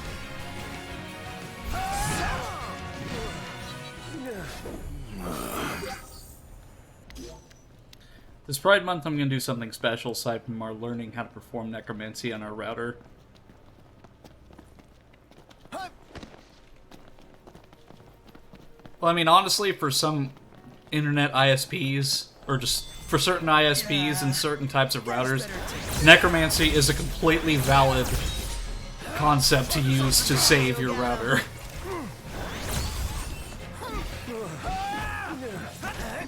Like, my ISP specifically is like, they're remnants of an old cable company, and the only way they could stay relevant in the 21st century is to essentially, instead of selling cable packages, is to move to just an internet service. So I deal with like a lot of that mobile plan garbage that Nowhere like left to climb. some ISPs Should we do. check out the area below? I'm down if you are. So these eggs are about as big as Noctis, and this is a nest. So what was laying these eggs? Like, is it still here?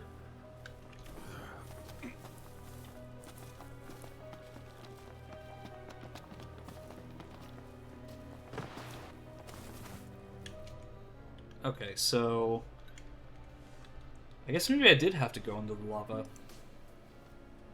But let me go back up here. Because that just leads me back down to the bottom. I don't want to go there just yet, so... Can I go back up here? I'm gonna get myself up here. I will find a way to exploit this. I can't... No! Please! Let me up there. Oh, I've got to go all the way around. It's okay, though. Not the worst thing, but not the best. I was just suspicious the moment I looked at the name and I did not recognize it.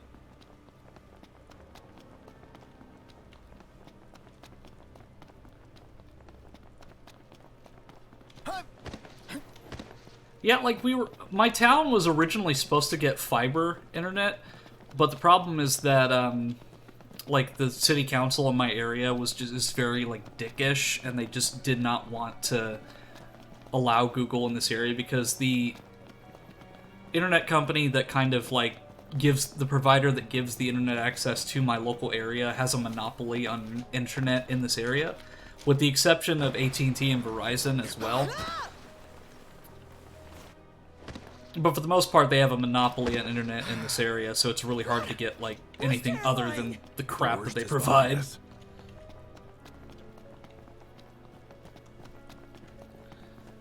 But like we only had one other option. That one wasn't available because they had no access points available in our apartment.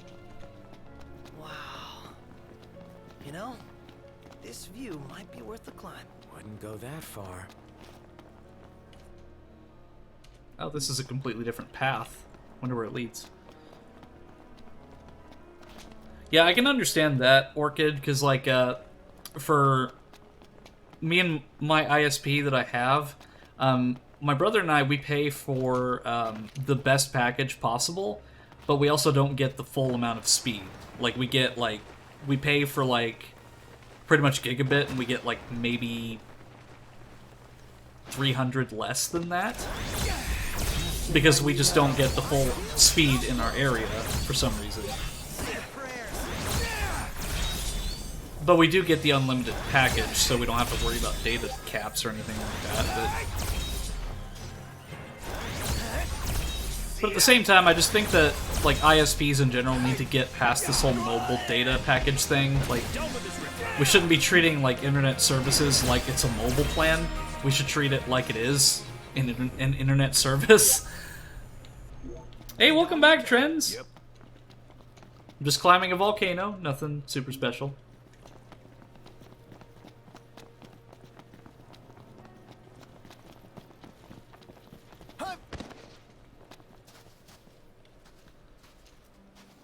Yeah, there was a time that I really wanted to, and I still do really want to. I want to get like a container of Mount St. Helens ash to just put on my shelf. The only thing that's stopping me from doing that is because that's something that I'd like to put on my travel shelf, and I'd like to visit Washington, like, physically.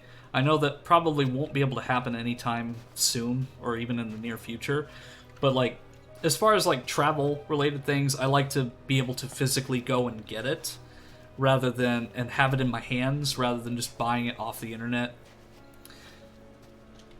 Because, like, for example, I went to the Washington Monument and a bunch of other places in DC, but I only got, a souvenir at the Lincoln Memorial because I wasn't able to go to the gift shop in the Washington Monument because you need tickets to actually go inside.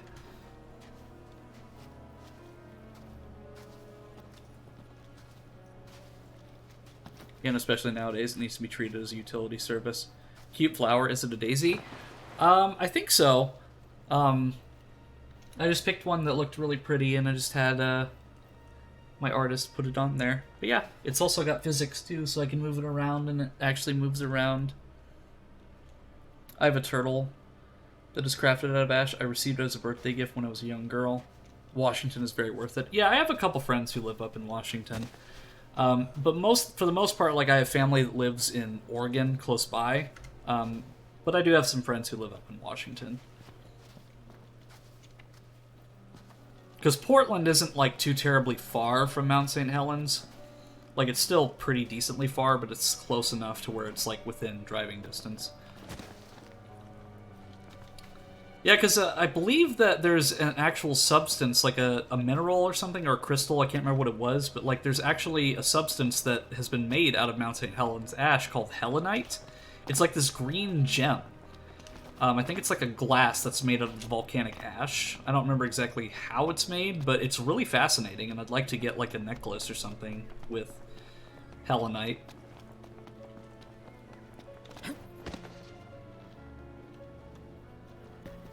My friends and I were there last year, and it was incredible. Oh, he considers me a friend. How sweet. When do you when do you plan on visiting? Well, when I have money and time. Because I've got a lot of places that are kind of like on my travel list at the moment. But like probably one of my biggest ones is I really want to visit either Cancun or the Bahamas. Like I really want to see the ocean. Like that's something that's been on my bucket list for a very long time. And I want to see the ocean at least once before I die. Okay, so I can stand on the lava, it just like continuously damages me. We'd best make haste through the hot spots. Any more of this, and I'll melt. Well, considering we're literally standing on molten rock, and the fact we're not losing a lot of health, guys, I think we're gonna be fine.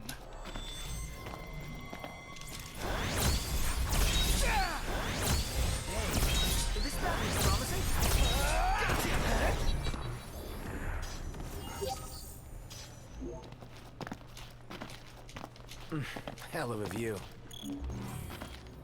We're literally standing. No good. Maybe next Prompto, time. are you kidding me? That looks like lava, so we definitely don't want to go down there. What do you mean And like this this? road won't take us any further. Seen all there is to see here. You've got to be kidding me. Now this is scenery. I go all the way up there, and he's like, "Ah, the lighting's not good. Can't take a photo." We're literally standing in the lava, you dick.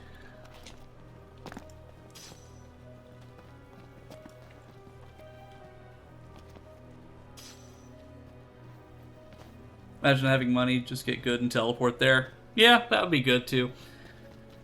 Well, you went to a coastal state and you didn't see the ocean? Well, technically I did. The Potomac River in DC does feed into the ocean, but I never have, like, properly been to a beach or, like, seen the ocean, like, as one should. Like, I've said the story on stream before, but it was, like, 2003 or 2004. So I'll just take, because I need to take a second here anyway for it to get to daytime. So it was late 2003, early 2004. I went to Florida to visit my grandfather's girlfriend at the time. And I don't know why we didn't stop to a beach, because I really wanted to see one. Like, I wanted to see the ocean. I don't know why we didn't just stop. But we had, because I kept nagging them, we had stopped at the side of the road at this, like, outcrop where there was less trees and we could just walk over to this little sandy area. There was a dead fish on the ground. My uncle poked it with a stick. It smelled horrible. And then I could see the ocean from there. But what I didn't understand is why didn't we just go to an actual beach? Like, there are plenty of beaches. Like, we went to Miami and we were also going to Orlando. So it's like we were in Florida. Why didn't we go see the ocean properly? I mean, especially because we were in Miami. Like, what Miami is literally next to the ocean, and the only thing I remember from Miami is seeing a bunch of pigeons next to a Walmart. Yeah, I'd like to see the ocean properly someday. And swim in the ocean, because, like, I've got a fear of open water, but, like, I really want to go to a beach. Like, and just, the shallow water's fine. But, like, open water is just a big no-no. Up in here. And I'm sweating buckets. Out of the frying pan. And into the volcano. You can see it from here. Lucky you. Yeah, like, I'm in the Midwest. I won't give my exact location, but I live in the Midwest, so, like, I'm smack dab in the middle of the United States, so I don't really get to see much water. We have beaches at home, and it's just the creek that's just out in the back. I have this mental image of Enos going on vacation to Hawaii and never visiting a beach. That would be exactly what would happen, and my luck, because if I went with my family, that's exactly what would happen. Now, I love my family, but, like, sometimes they can be a little insufferable to go on vacations with, because when I want to stop and, like, take photos of, like, an exhibit at a zoo, like, they're rushing through everything, and I don't get the opportunity to really enjoy it because we're, like, so, like, they're so focused on time schedule, and then I want to just sit there and enjoy it. So if I were to go on a vacation, I'd really just have to go by myself or with some friends, because going with a family member, like, I'd be rushed to do, like, every little thing, and I wouldn't get that much of an opportunity to just sit there and enjoy it. And that's something that I really want in a vacation.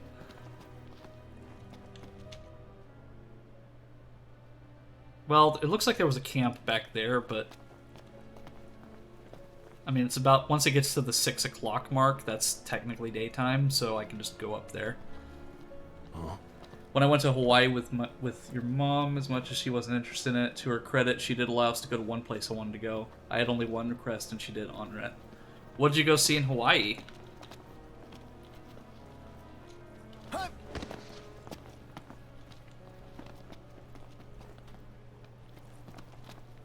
Yeah, because, like, going to somewhere like Hawaii or, like, on a trip, like, it's something that I'd have to kind of save up for a little bit and just kind of,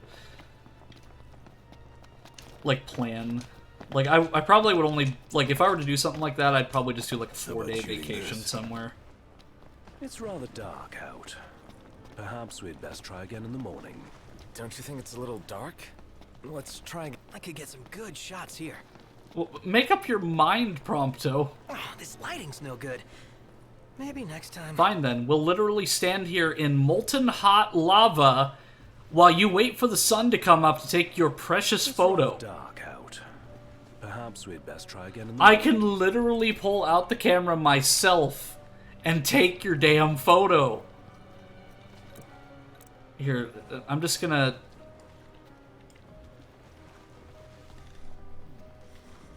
Here, Prompto, I want you to look at me so I can shame you for...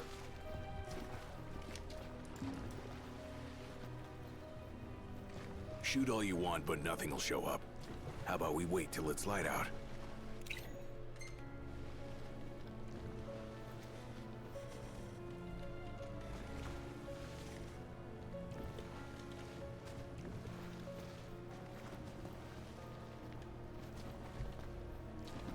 Come on, Prompto. Look at the camera.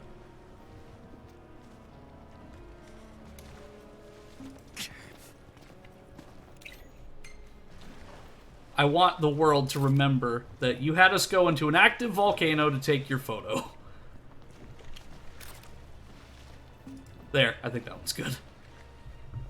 Let me get this shot. Now we go back, right? Oh, looks like Automod decided to... Here, kid, let me help you. Oh, there we go.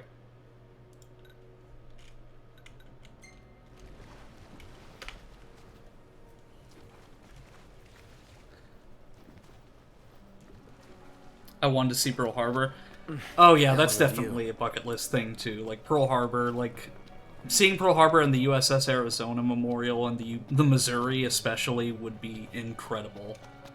Like especially like the memorial. Like that's something that I've always wanted to see. My uncle used to live in California, so when we visited, we went to a couple beaches. If it's open water, the water is very cold and the waves are much more powerful than you'd think. The boy band travel experience, going into a volcano and shaming our teammates for wanting us to take a photo and saying it's too dark out.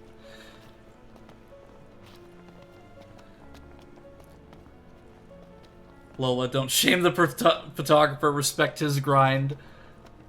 Oh, I respect it. It's just like, you're telling me it's not light out when we have, like, luminescence in the molten lava? But I do respect the fact that he has such a good camera that it can survive molten temperatures. I mean, the only thing better than that is probably our clothing, considering we're able to stand in that stuff without burning alive. I was body surfing there and I lost my balance and was dragged against the sand at the bottom. I went to both of those places, the Arizona and the Missouri. A shot of lava at night would be really cool. Yeah, that's what I was thinking. Like, eyes forward. It would make the Mean to do that? it would make the photo op a lot more interesting, like with lava, because it has its own luminescence, so it would make it that much more interesting.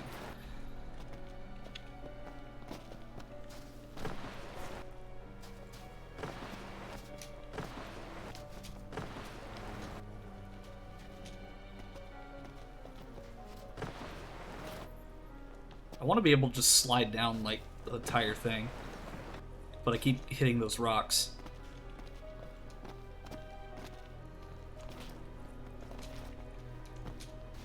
Yeah, there was a YouTube video I watched not too long ago that there was, like, you can still see, like, the bullet holes from the attack on Pearl Harbor in some places, like in the hangars and some of the old, like, airfields and stuff.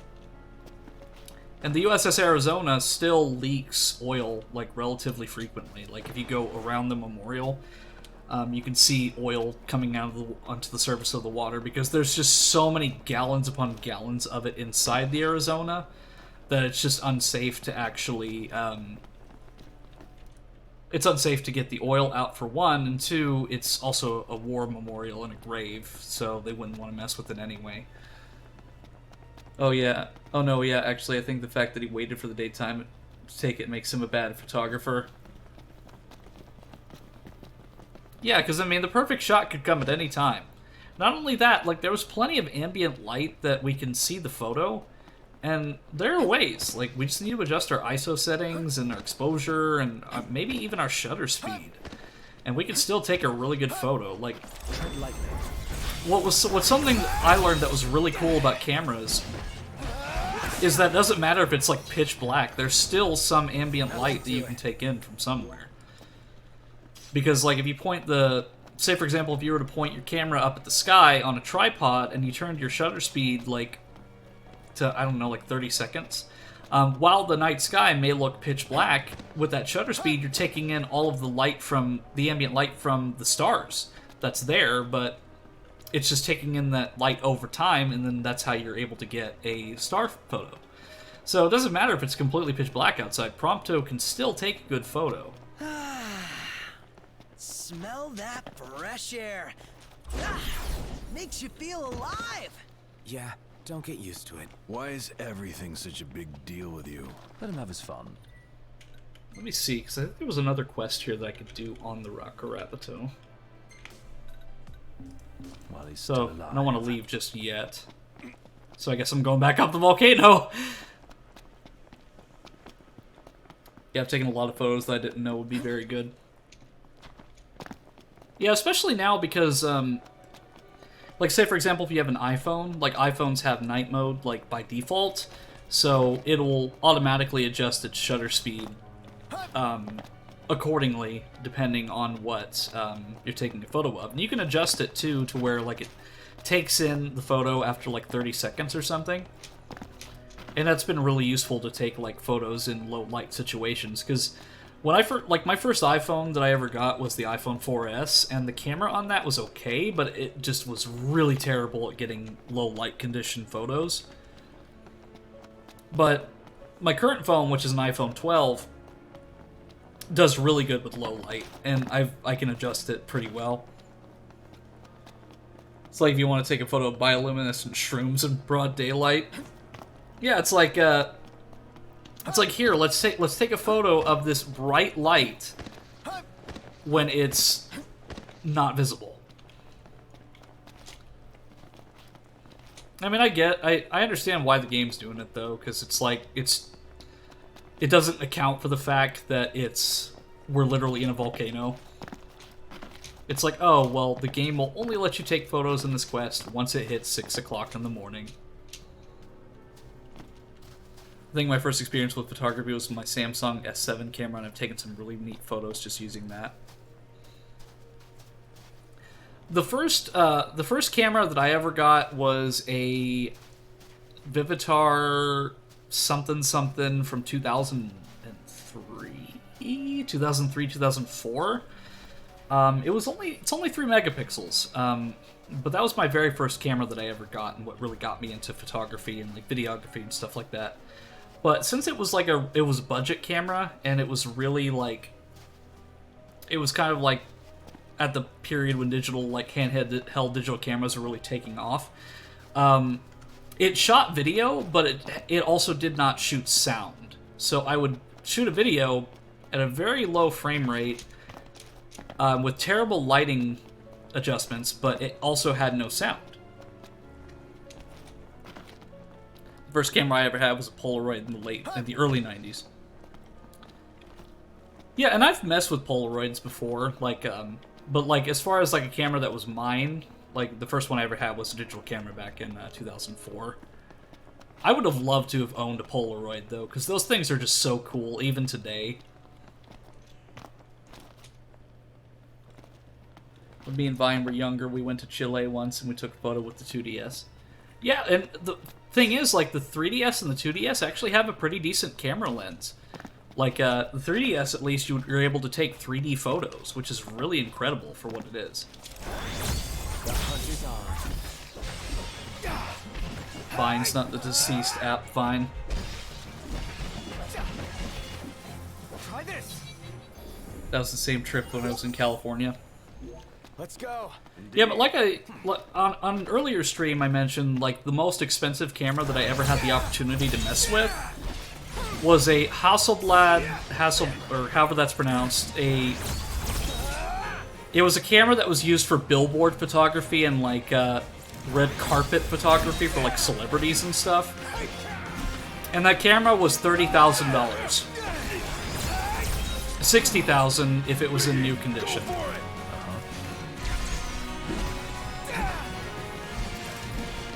I felt nervous just holding the thing, because I felt like if I bumped that, I'd be in debt for the rest of my life. But it was cool, because it's like, I get to see like what other people in the industry are using.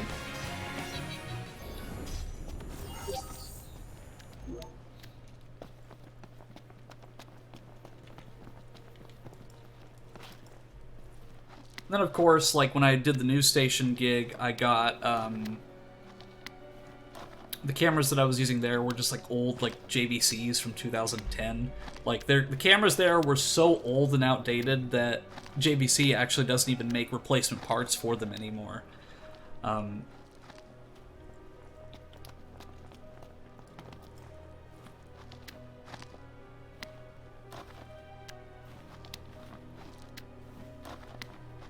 But, like, even ever since I was a child, like, even before I got my own camera, like, I always loved the idea of, like, taking a camera and just recording something, and now the fact that cell phones, like, everybody just has, like, a camera in their pocket is really cool, because anybody can just become an amateur photographer, because, I know there's all those, like, stereotypical, like, Apple and, like, iPhone ads that are like, oh, this was all shot on an iPhone. But what's really cool is that it is possible. You can make a feature-length film on an iPhone. Because the camera on my iPhone is actually almost as good as my DSLR that I bought in 2016, which my DSLR is a Canon 700D from 2013, and it is my iPhone shoots better video than it does. But if I got, like, a better lens for it, then I could definitely, like, do more with it. But I just have the kit lens for it, because lenses are expensive. Like, the only time I ever got to use anything other than the kit lens on my camera was whenever I was in college, and they lent lenses to me through their program, and I got to play with, like, a macro and a prime lens. And I know I'm going on and on about photography, but it's something I'm really passionate about. Like, if there's any curiosities about it, I'd be happy to clarify.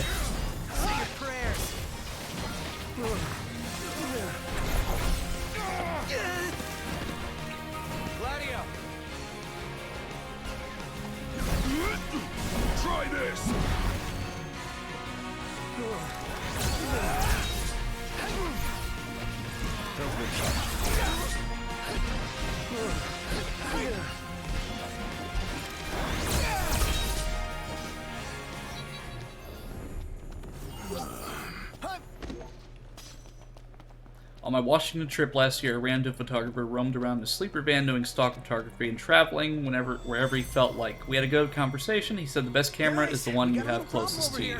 Cool. Take care of it. That wasn't part of the deal. Yeah, that's kind of what they said in. That's a good philosophy to have. Like, it's the one that you have closest to you. What did you expect? Because as the years go by, cameras in phones are getting better and better. Like, if you have an Android, like, I'm genuinely jealous at some of the newer Android phones because they have, like, 100 megapixel cameras. And my DSLR is, like, a 21 megapixel. It's just incredible how good cameras are getting. Like, eventually, like, you're not going to see, like, those huge, like, paparazzi cameras in those movies anymore. You're literally just going to see people with, like, small little, like, their phones, basically.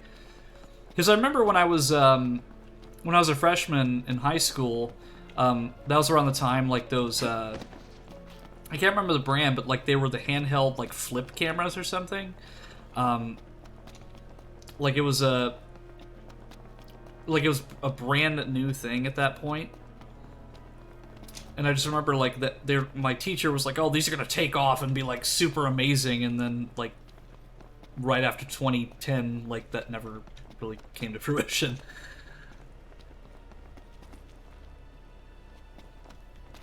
Phones have excellent cameras that work well in most situations. I would love to share some of my photography with you if you get the opportunity.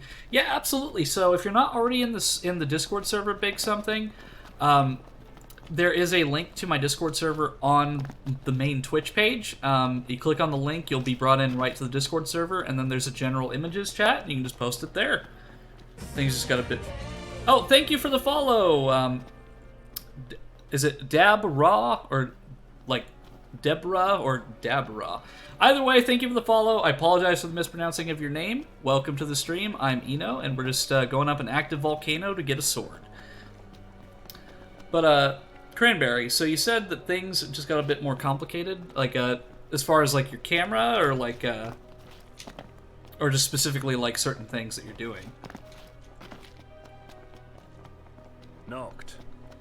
You might want to see this. Score! It's all about that treasure.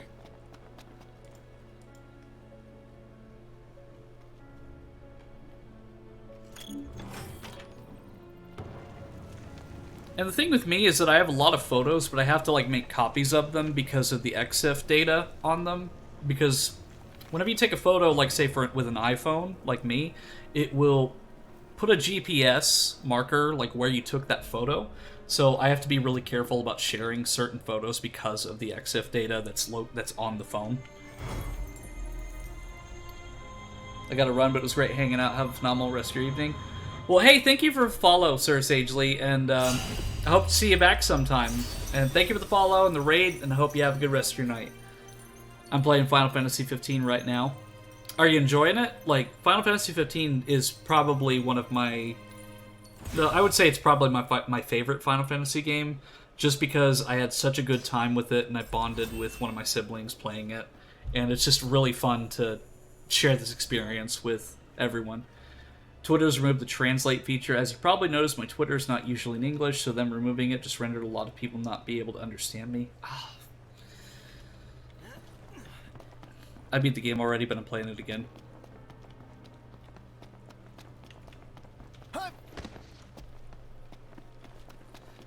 Yeah, this is technically my second playthrough, I would say. Because my first playthrough, I'm level 93, but I wanted to start completely from scratch, so I decided to make a new file for the stream. Because I want to make it more entertaining to see, like, the struggles and, like, the growth that I experience as a character, rather than me just coming in, like, guns and blazing with high-level gear. But yeah, Cranberry, that absolutely is awful to hear. Like, Twitter, that's generally why I don't use Twitter personally, just because... every day, like, a feature just gets changed, or, like, Elon Musk gets offended by somebody and decides to do something stupid, so I tend to not use social media for that reason. But I absolutely hate that for you, though, because I know that you have a lot of friends on there.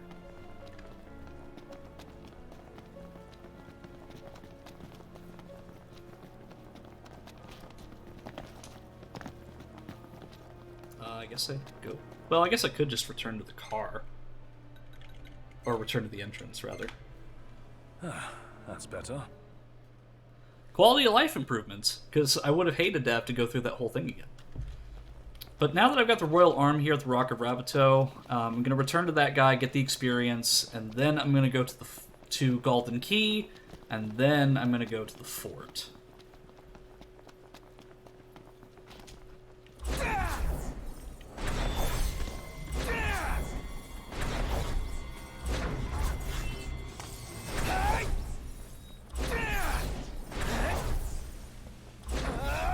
I hope Noctis has, like, really good upper arm strength, because his arm would be absolutely dead after tossing a sword with that much energy, like, every single second.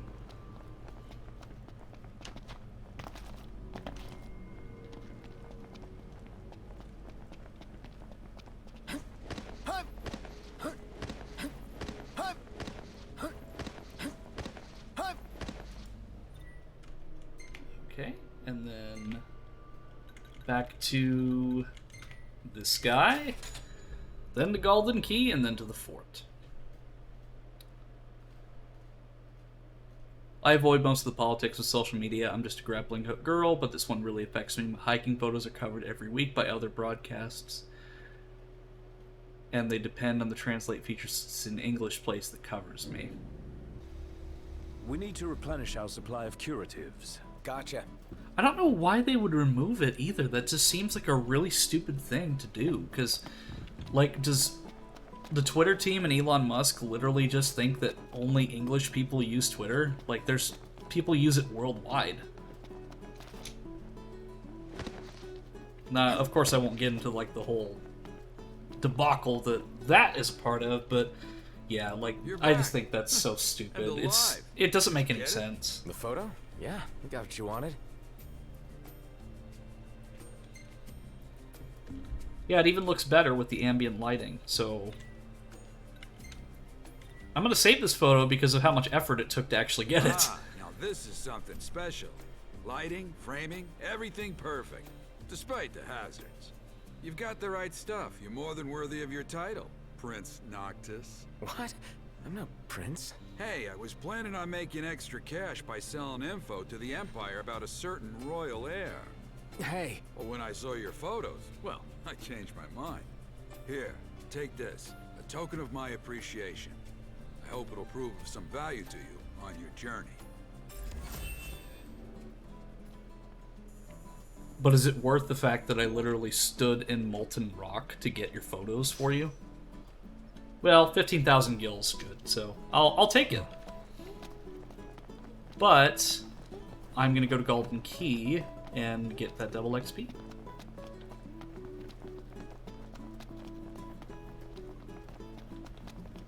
So I said I was gonna make it to Altisha in this stream, but I don't know if I will. It'll all really depend on how long the fort takes. Let's see. Oh, no, I need to go to an actual map point. Parking spot, Golden Key. It just frustrates me because this means I'm going to have to post a version in 2 or 3 languages now, and that really increases how much work it is to make the photo chain. I'm really sorry to hear that, Cranberry, because that doesn't make any sense at all. Like, I don't understand why they would just, like, they had that feature for so long and now it's gone. It's because, like I said, it's almost like they expect everybody to just speak English. Nothing wrong with the outdoors, but there's definitely safety in numbers. Like, for example, ich spreche kein Deutsch sehr gut. I don't speak German very good.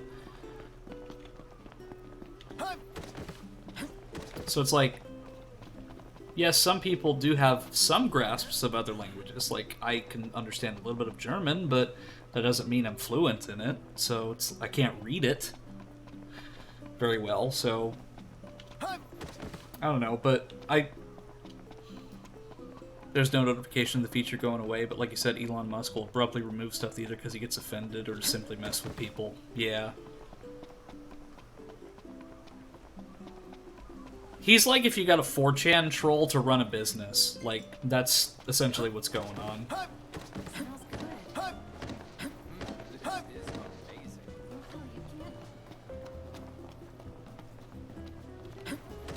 Will you be staying the night with us?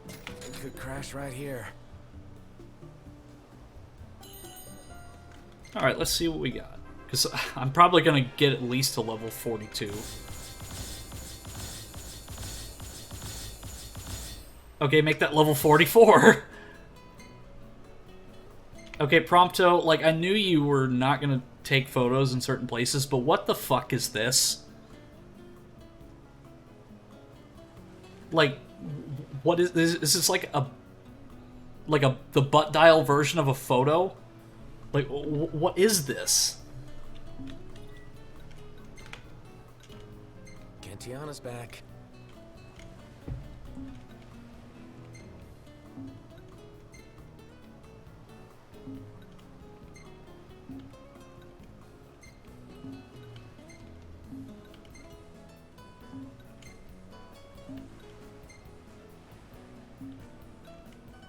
Yeah, this photo pretty much sums up the experience of that volcano. Oh no, this one's even better.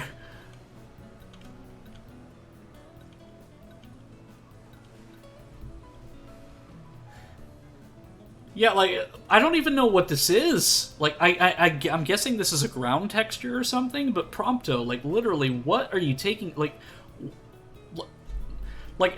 in his brain, he looked at this and said, yep, that's a great thing to take a photo of.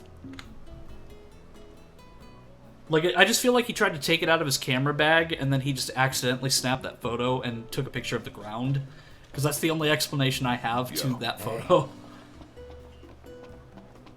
Okay, so... now... Good night's rest is money well spent. Yeah, I'll second that. Well, there's something to be said for the safety of walls. Maybe he was just interested by the ground texture. Yeah, because he was probably looking at it, the fact that I'm running this on maximum settings, it's like, he looked at it and it's like, oh, you know, that maximum setting ground texture just looks amazing with the power of an RTX 3080. Even though this game came out in 2018. Or 2016 for the console version, and then 2018 for the PC release. Technically, there's a 4K texture pack for this that I could use to make the textures look even better, but I don't have a 4K monitor, so it would be completely pointless.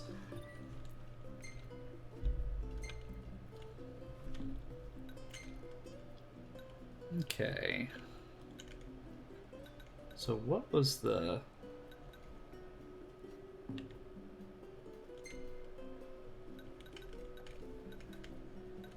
oh, it was the Garrison one. Because I can come back and do some of these other quests later on, but it's just I want to get like the big ones out of the way first. It's like, huh, this is really nice ground.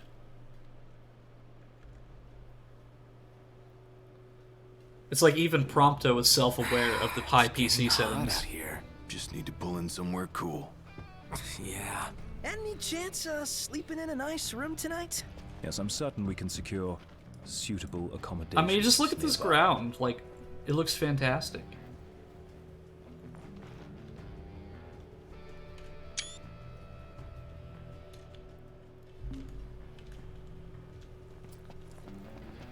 And I just love how they complain about heat whenever they're all wearing, like, all black. Because wearing all black and then in summer heat is not a good combination. I have done it when I was a teenager, and I regret it.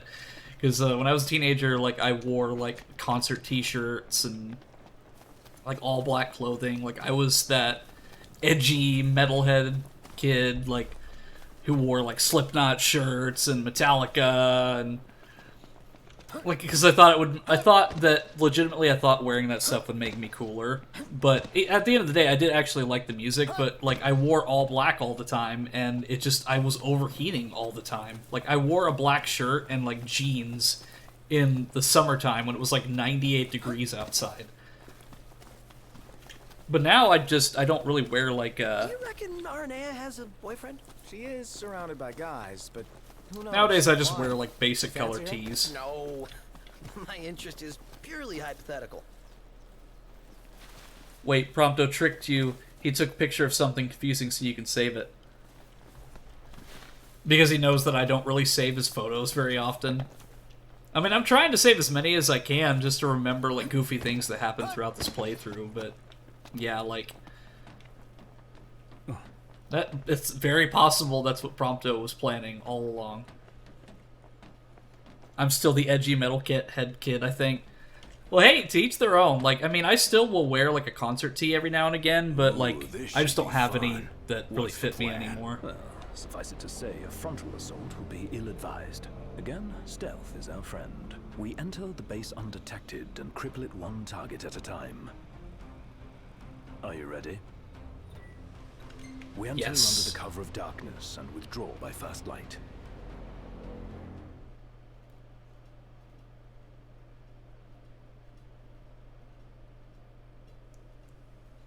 There are generators that fortify Magitech troopers. Take them out, and the enemy won't be nearly as fearsome. Let's go. But then again, I think we've all kind of had, like, that it's not a phase mom period of our lives that we just kind of look back on, and not necessarily cringe, but just like, why were we doing that?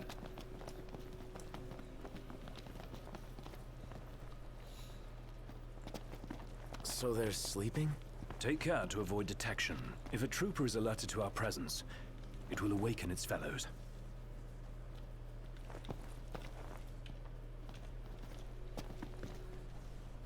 Not completely, though. I think I just need to expand my selection of t-shirts. Yeah, I've only really just got, like, just basic color tees.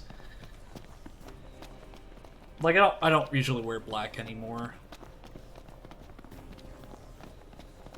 Like, I think the only concert t-shirt that I still have that fits is an Iron Maiden t-shirt with the Trooper on it.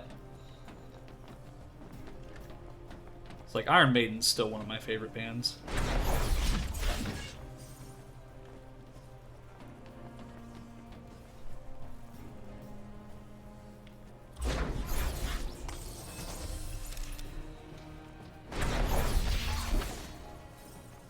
Oh, sorry, ad. No worries. I just said that Iron Maiden was, well, I'll wait till the ad's over, because they're usually 30 seconds.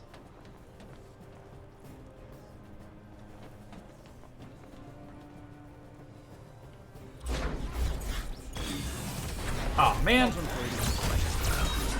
came up with this plan anyway?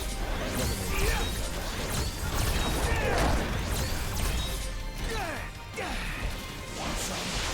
But yeah, Iron Maiden,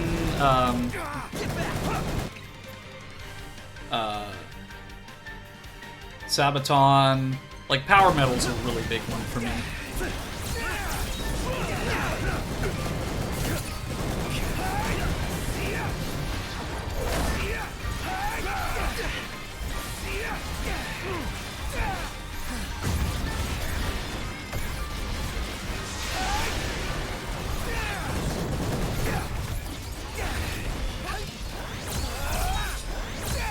Here, I'll destroy the Magitech generator while I'm at it.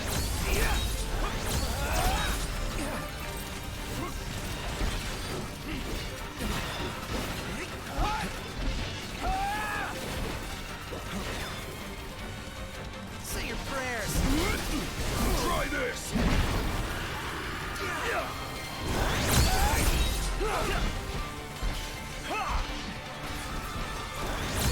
Alright, come on, boys, we got this.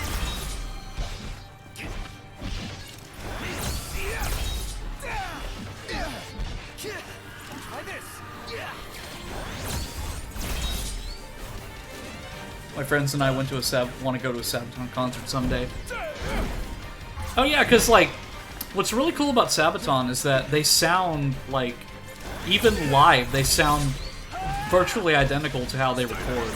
Like, the lead singer is very talented. Andy's hilarious. Plus, I just love the subject matter of their songs not being just any random, like, you know, stereotypical, like, love song or violence thing.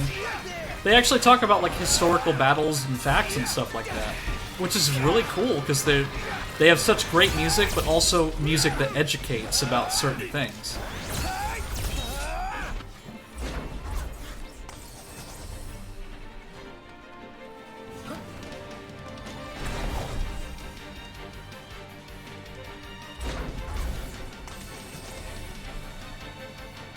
I got to see Dream Theater live. It was a mixing utopia. Yeah, the biggest band that I've ever seen live was Kansas, of Carry On Wayward Son fame. Probably that's, well, them and 38 Special. Like, those are probably the two biggest bands that I've seen, and they're more like classic rock, southern rock. Because the lead singer of 38 Special is one of the Van Sant brothers, and Van Sant brothers are the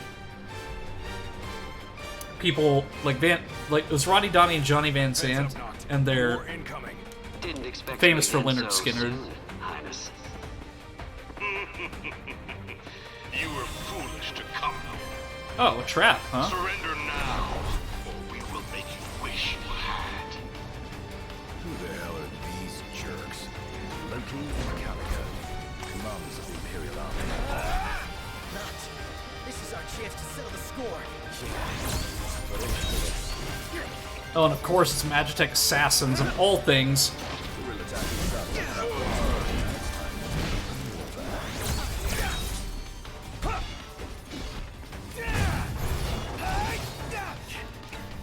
Luckily, I've got potions. This is why this mission was such a high level.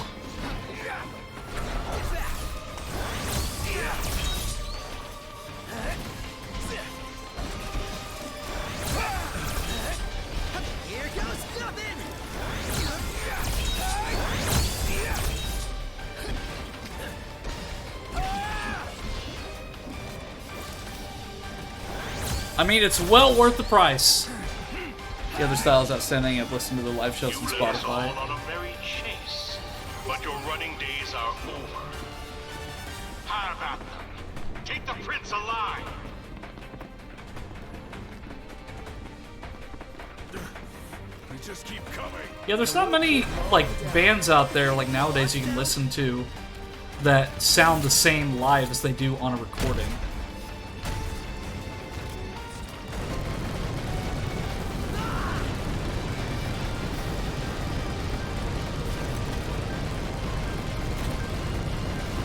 Luckily, they have this anti-aircraft gun just sitting there.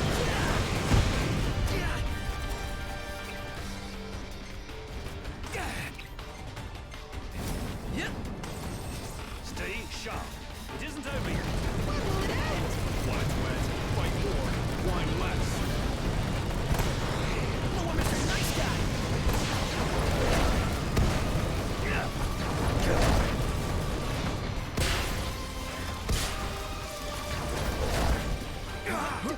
Okay, what happened there?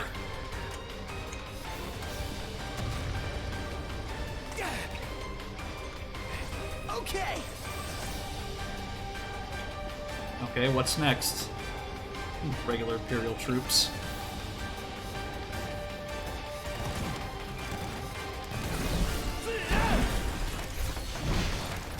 I think this is a good, like, doing this last bit is a good way for the stream to end tonight. And then the next stream, of course, will be in Altissia, but I've still got to beat this first.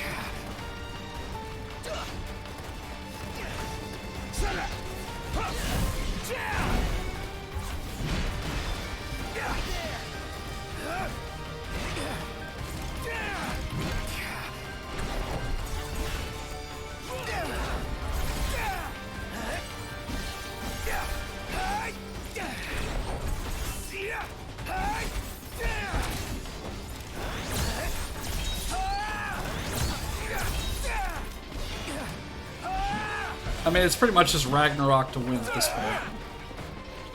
I mean, I've said that multiple times, and it's come to haunt me every single time. But I mean, I'm in it to win it. Like for better or worse, I'm gonna do this, even if it costs me all of my healing items. By now. Here, let me put you to sleep. You humiliated me before. This time the pleasure will be mine.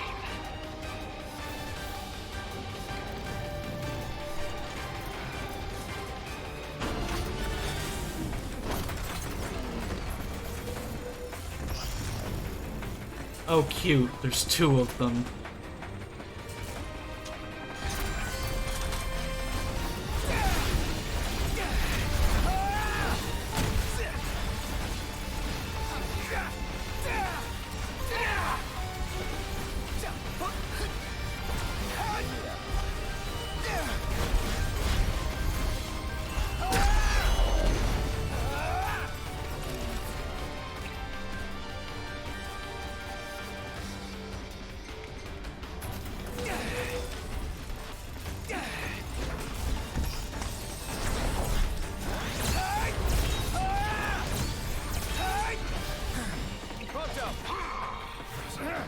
Oh, hi there, opening.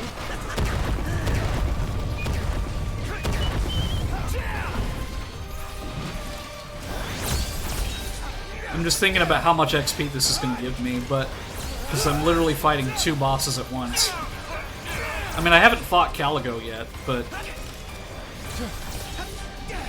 Loki I have fought.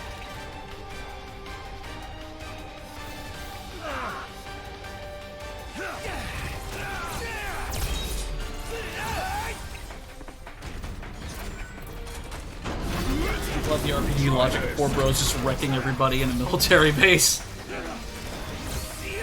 Yeah, not only that, where the military base literally has the equivalent of a Metal Gear, like two of them.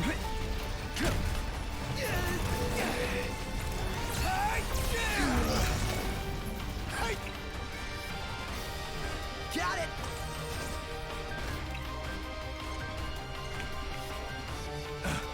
And that we have the ability to stop time to heal ourselves.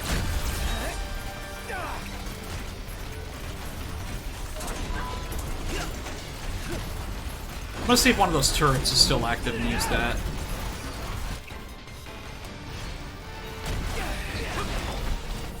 I mean, it won't do much, but it's something.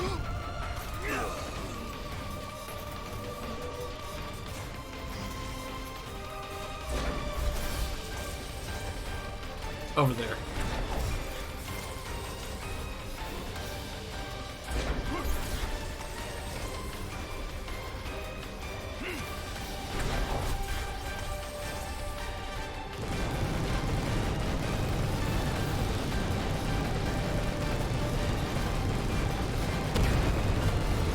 If I can get that. Looks like he's got a missile launcher on his back. Okay, there we go.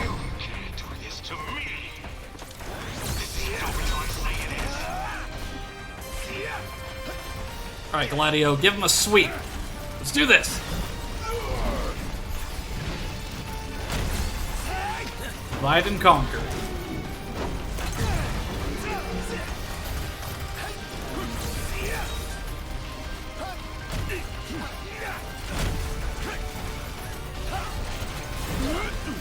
Try this!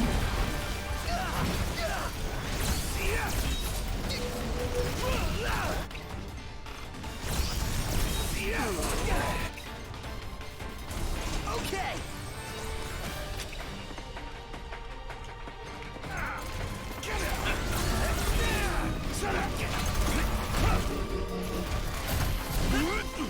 Try this! Impossible! How can they be so strong? Oh, maybe you should have learned your lesson the first time we beat you, Loki.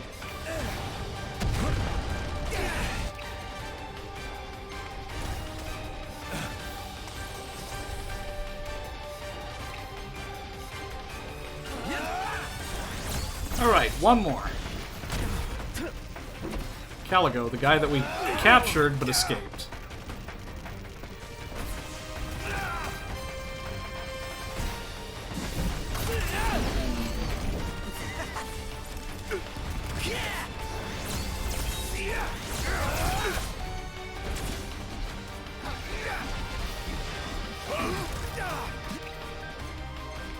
Shit, he does a lot of damage. Okay.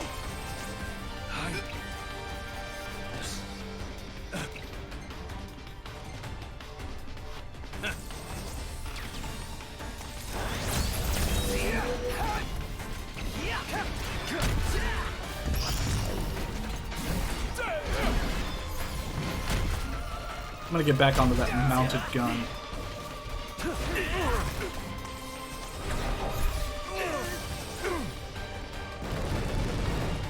Less pathetic than I anticipated.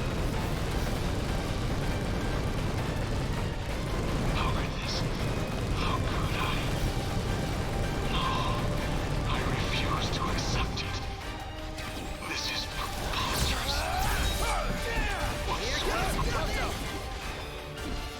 Oh, hi there, opening.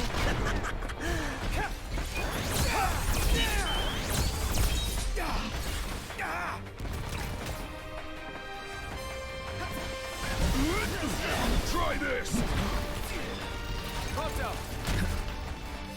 Come on, Pronto. Hi there, opening.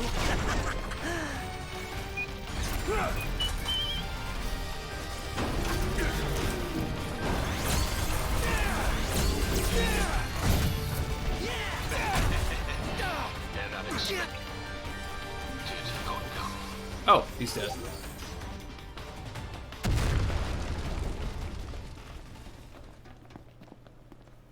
Well, hey, there we go. Knocked. Our business here is concluded. Let us go.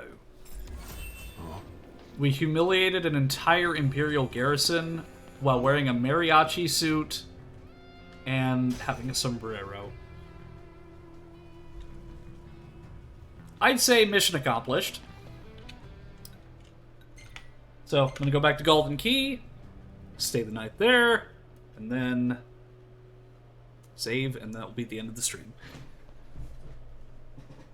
Because the next stream is gonna be Altissia, because I think that's, I've pretty much done most of the stuff I want to do in Lucis, and I can come back when I want to.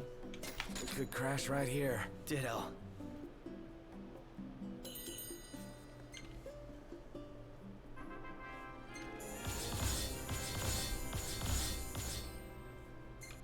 Alright, let's take a look at Prompto's photos.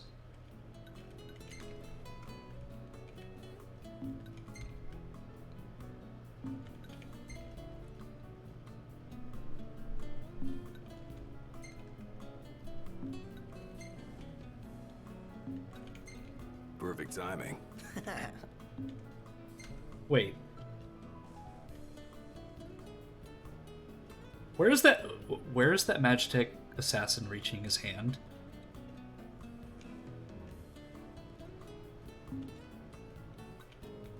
Pretend I didn't see that.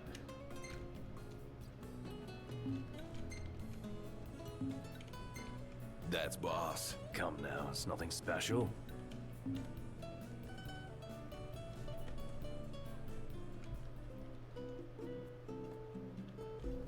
What's the forecast? Clear skies, with the temperature rising. Nice. Okay, chat, so I think that's a good stopping point. Played a little bit longer than I intended to, but I got all the things that I really wanted to do done. And I'm at level 48 before I even reach Altissia, so I think I'm doing well for myself. Let's see if there's anyone else streaming at the moment. See if I can raid out to anybody. Okay, it looks like Spidey is streaming, so it was nice hanging out with you tonight. You're the sort of person that I get very good vibes from, and I feel at ease being here. Oh, well, thank you so much, Big. I really appreciate that. Like, I try to be as accepting and courteous to everybody as I can, so thank you. But I am going to be